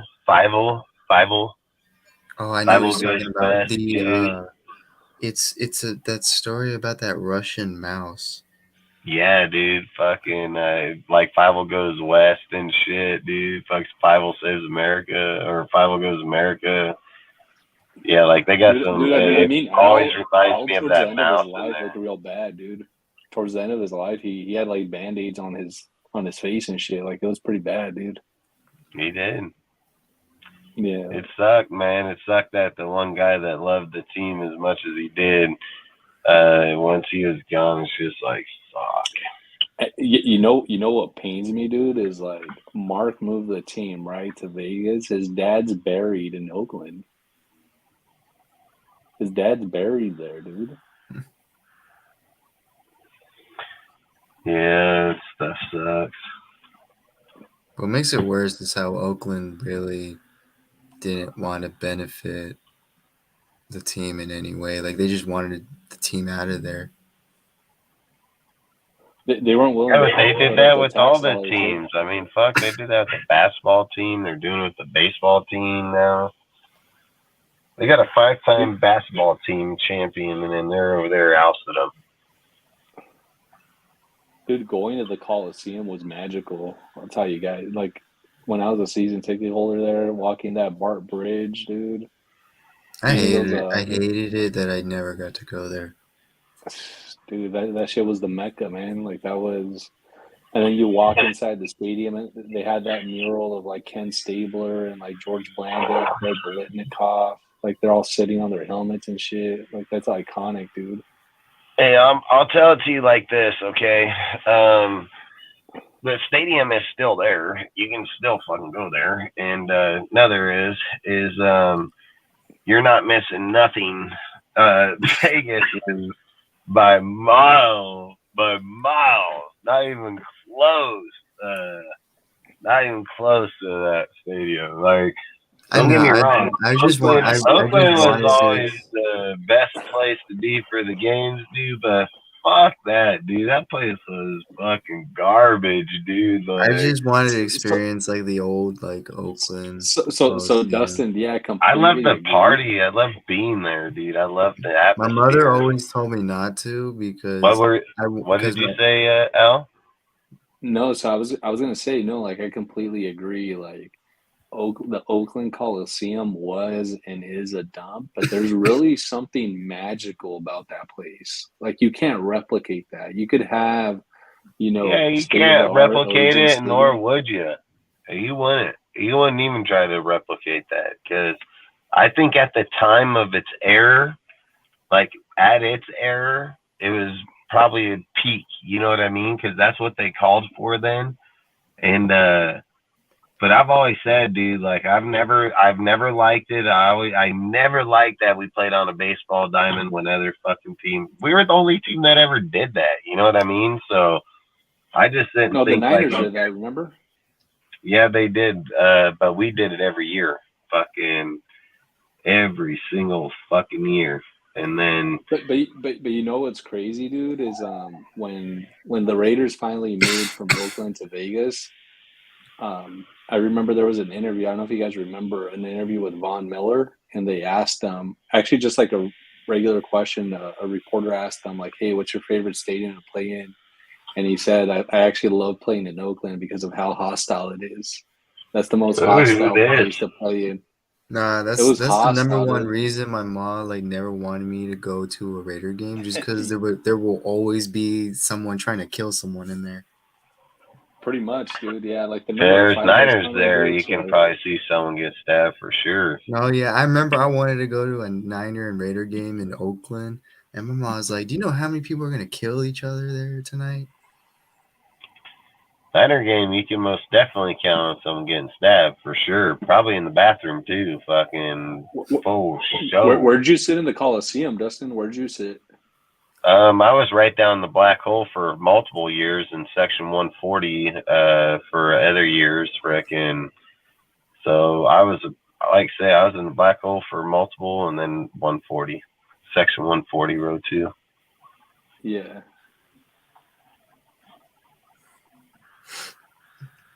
Yeah, I was like across from the black hole, like on the visitor sideline. Like they had that traditional sideline on the visitor side. Because the home sideline, that's where the baseball diamond started, like home Yeah. plate started. Yeah. So like I was like on the opposite side. That shit was lit, dude. Yeah, I mean, I always liked it. I mean, I'm not gonna lie. Like I said, I liked more the atmosphere. I've always said I'm not much for like. I think you can watch the game better on TV by miles than you can at wire there. So I don't think you see as much. I don't think you can view the game as well. I think now, like in Vegas with the suits, the TVs, the angles, the jumbotrons, like you can get a pretty good gauge for the games there now. But in Oakland, I've always said it, like you see what, like you can see a lot of the game. I'm not saying that. What I'm saying is like TV, get a way better view aspect of wise for the game on TV. I just think like for the game, I like going there because of the party atmosphere, the people, the tailgating. I mean, I love it. I love fucking getting drunk and fighting, dude. So when motherfuckers are like talking, be like, "What's up, motherfucker?" Like, there's 60,000 of us right here. Like, oh, beat the shit out of you, you know? Like, I'm not gonna lie, dude. I loved it. I ain't gonna lie, I loved it. Now Vegas is just like fuck. Vegas ain't no joke either, dude. Like Vegas ain't no joke either. It's fucking crazy there, dude. Dude, I I've remember always the if you want to go last to game in Oakland against the Jags, December 15th, 2019. Actually, the day after my birthday.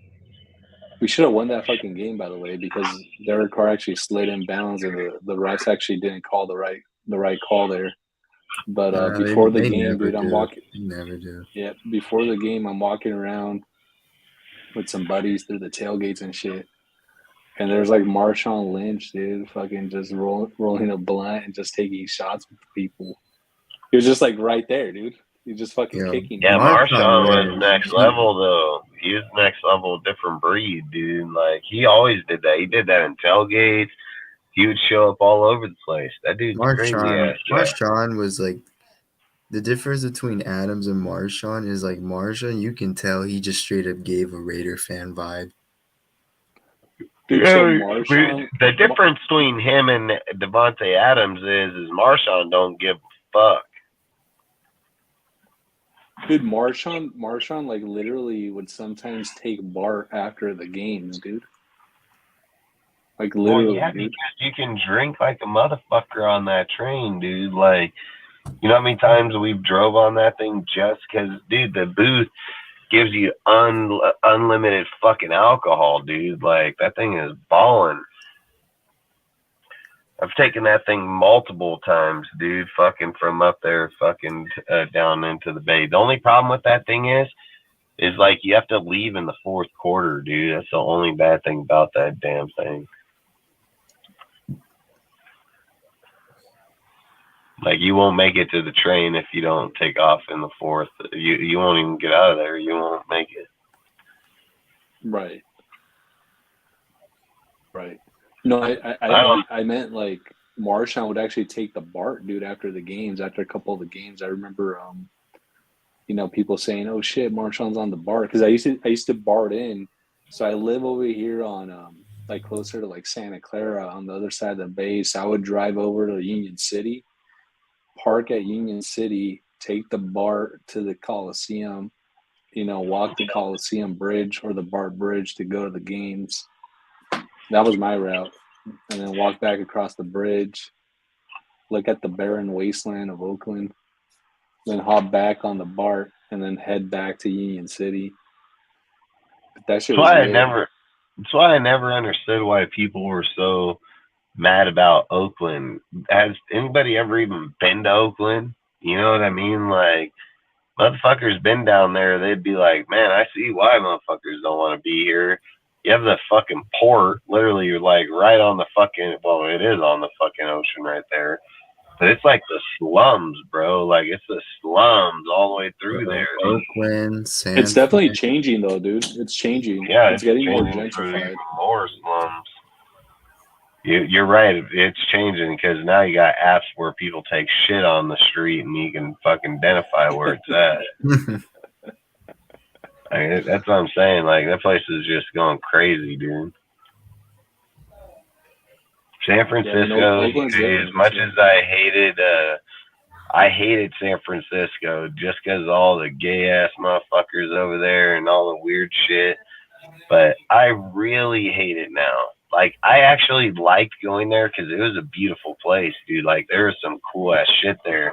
But now, oh man, heroin addicts shooting up on the street, fucking piles of shit, fucking. Man, that place is a shithole, dude. Like, whenever someone asks me over here, man, but you lived right by like San Francisco, what's it like? I'm like, what's it like? It's an absolute dump. That's what it's like. Don't believe what you see on TV.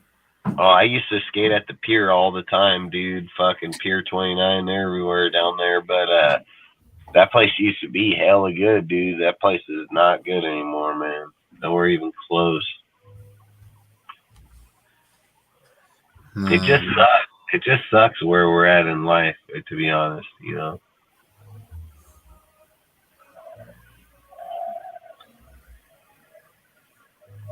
But it yeah. is what it is. Fucking there's Where are you at, I Sats? What? Where do you live? Like he's right in In now? general? Pennsylvania now. I used to live Oh, in shit, Modesto. you're in Pennsylvania now, but Yeah, oh, okay.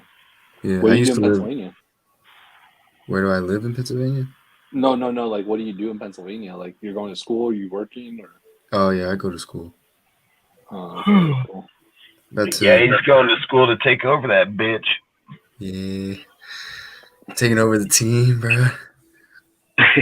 Are you studying like sports management or something like that? Nah. Uh, maybe I'm thinking about it being like an analyst is what I'm thinking about. Yeah, like sports analytics. Yeah, that's an interesting Ooh, field. fuck. Yeah, because once I graduate, I'm thinking of like moving to DC. Yeah. No, DC's a pretty cool town. There's a lot to do there. Yeah, there is. And then yeah, but like, and then people ask me if I just want to go, if I like want to go back to California. I'm like, nah, there's a reason why I left that place. Yeah, dude, I'm never, dude. I mean, I'm in Oregon, dude. I have all my family in Cali, but I'm not going back there. Fuck that state. That state's so garbage, dude. You don't even realize Bro, how garbage that state once is, you dude. leave that state, you start to realize how much people propaganda that state to think it's like a Neverland. Oh, dude, facts. And not And I'm only that, like, there's and I'm a like, bum are fucking any next of you place. actually? And when people argue with me on like what California is like, I'm like, bro, I'm the one that came from there. Yeah, you know, this is the way I try to tell people to, like, outside of politics, everything that's there tax wise. I said, look at it like this: every 10 years you live in California, you're gonna buy the state of California a car. Like that's how much you're gonna pay in taxes in 10 years. Here in Oregon, every 10 years they're gonna fucking buy you a car, dude. Like that's how much you're gonna save because there's no state tax here, dude. Fucking everything's pretty dang cheap. Like that's the shit I don't understand. We're just one state up, dude, and it's that way. Like I don't fucking get it. I don't get it. I No, don't and understand then, it. But fuck bro, that shit. I and don't then care for someone it at had the all. audacity to tell me, "Oh, maybe you just lived in a bad part of the state." I'm like, every part of that state's a bad part That's of the facts. state. That's Can't, facts. can't tell me one city that I can think of where I'm like, "Yep, that city's Reading used to trash." be really good before all the pot growers got there, but fucking outside of that, everywhere from fucking Tijuana to fucking to Reading is pretty bad. Bakersfield, fucking, like I said, all everywhere, all over it is. I thought Fresno was at least good, and then that place is slowly getting taken over. Fuck. Yeah, that place was getting taken over a long time ago, even still. Yeah, I remember when Fresno used to be small. Now it's a pretty, it's a big town, dude. But anyways, fellas, I gotta head out. I think you guys were gonna close out the show, anyways, right? Yeah, Um, if you guys want to keep going, I'll be in the chat. But if you guys want to close out, I'll let you guys close out. I think you're on mute, Dustin. oh yeah, Dustin, you're on mute.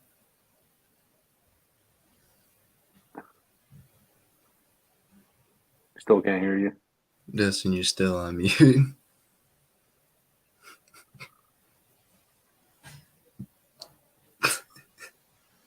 Dustin saying he misses Oakland.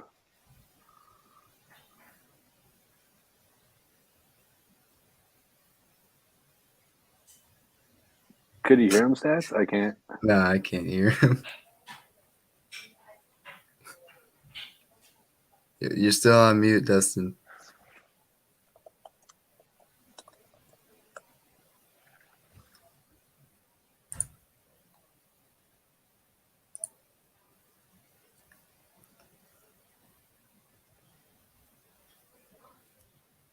No.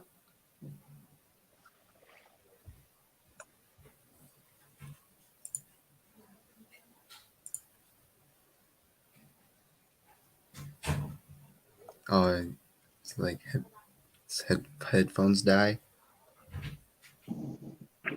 Oh yeah, that's probably what happened. Huh? Can you hear me? Yeah, we can hear you now. There you I go. guess your Yeah, I guess yeah. your headphones You're died. good now. Yeah, it's fucking hooked to my headphone, and then because they're fucking always on charging. The motherfucker, when my truck shut off on the screen, it clicked over to my Bluetooth. But I don't know. You guys have anything else you want to talk about or what? Not much. Just nostalgia. Yeah, I think I'm Fucking, good. we'll be talking about whatever we don't talk about today on Monday, anyways. Yeah. Facts. I've been looking over here to get a Snickers for like an hour now. It's all about Kit Kats, dude. I'm gonna get a fucking Kit Kat too. Fucking good thinking, because I already thought about that. 2 of them for my woman and my kid. Snickers for me.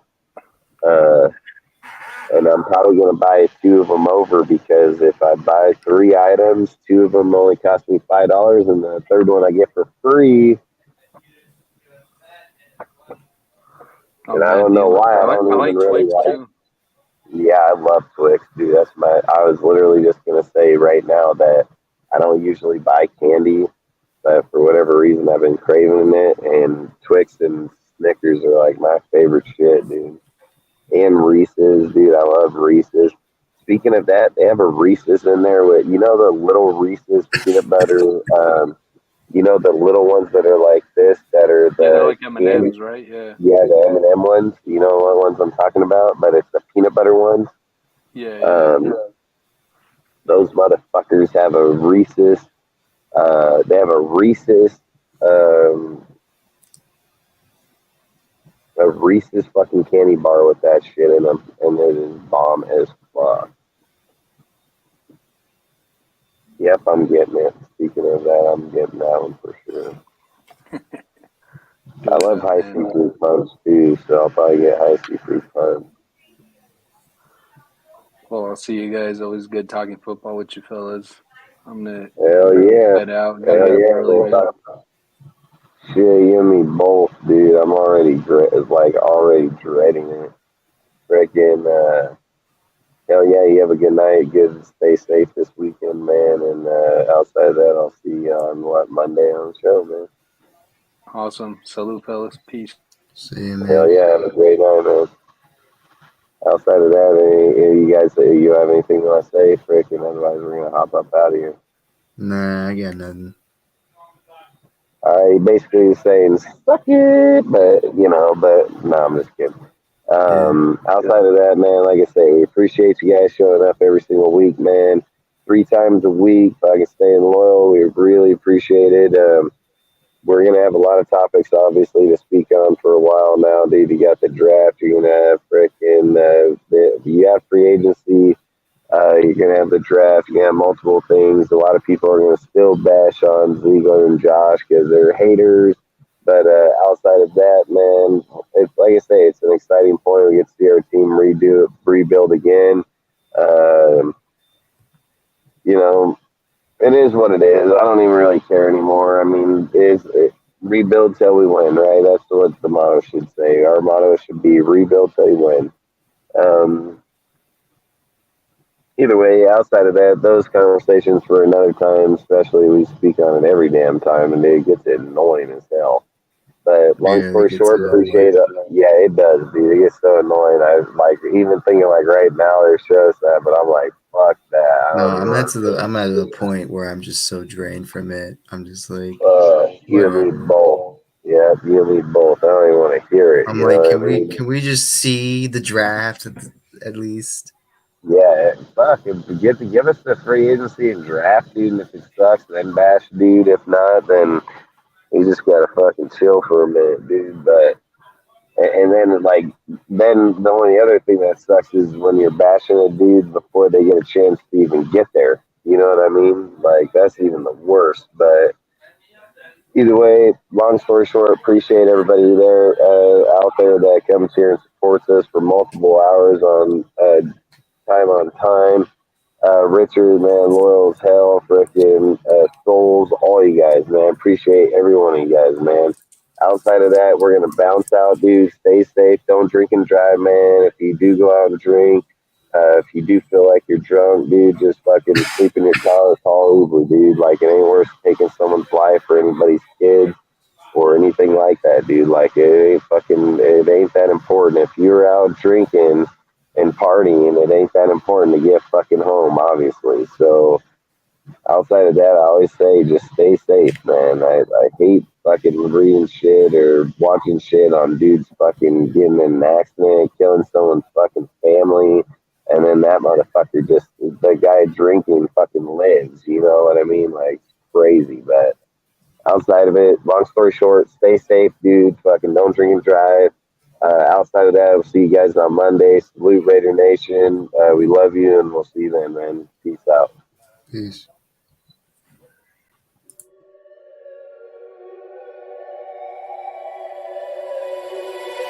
I'll wake up to the sounds of the silence that allows for my mind to run around with my ear up to the ground. I'm searching to behold the stories that I told when my back is to the world. Was smiling when I turned.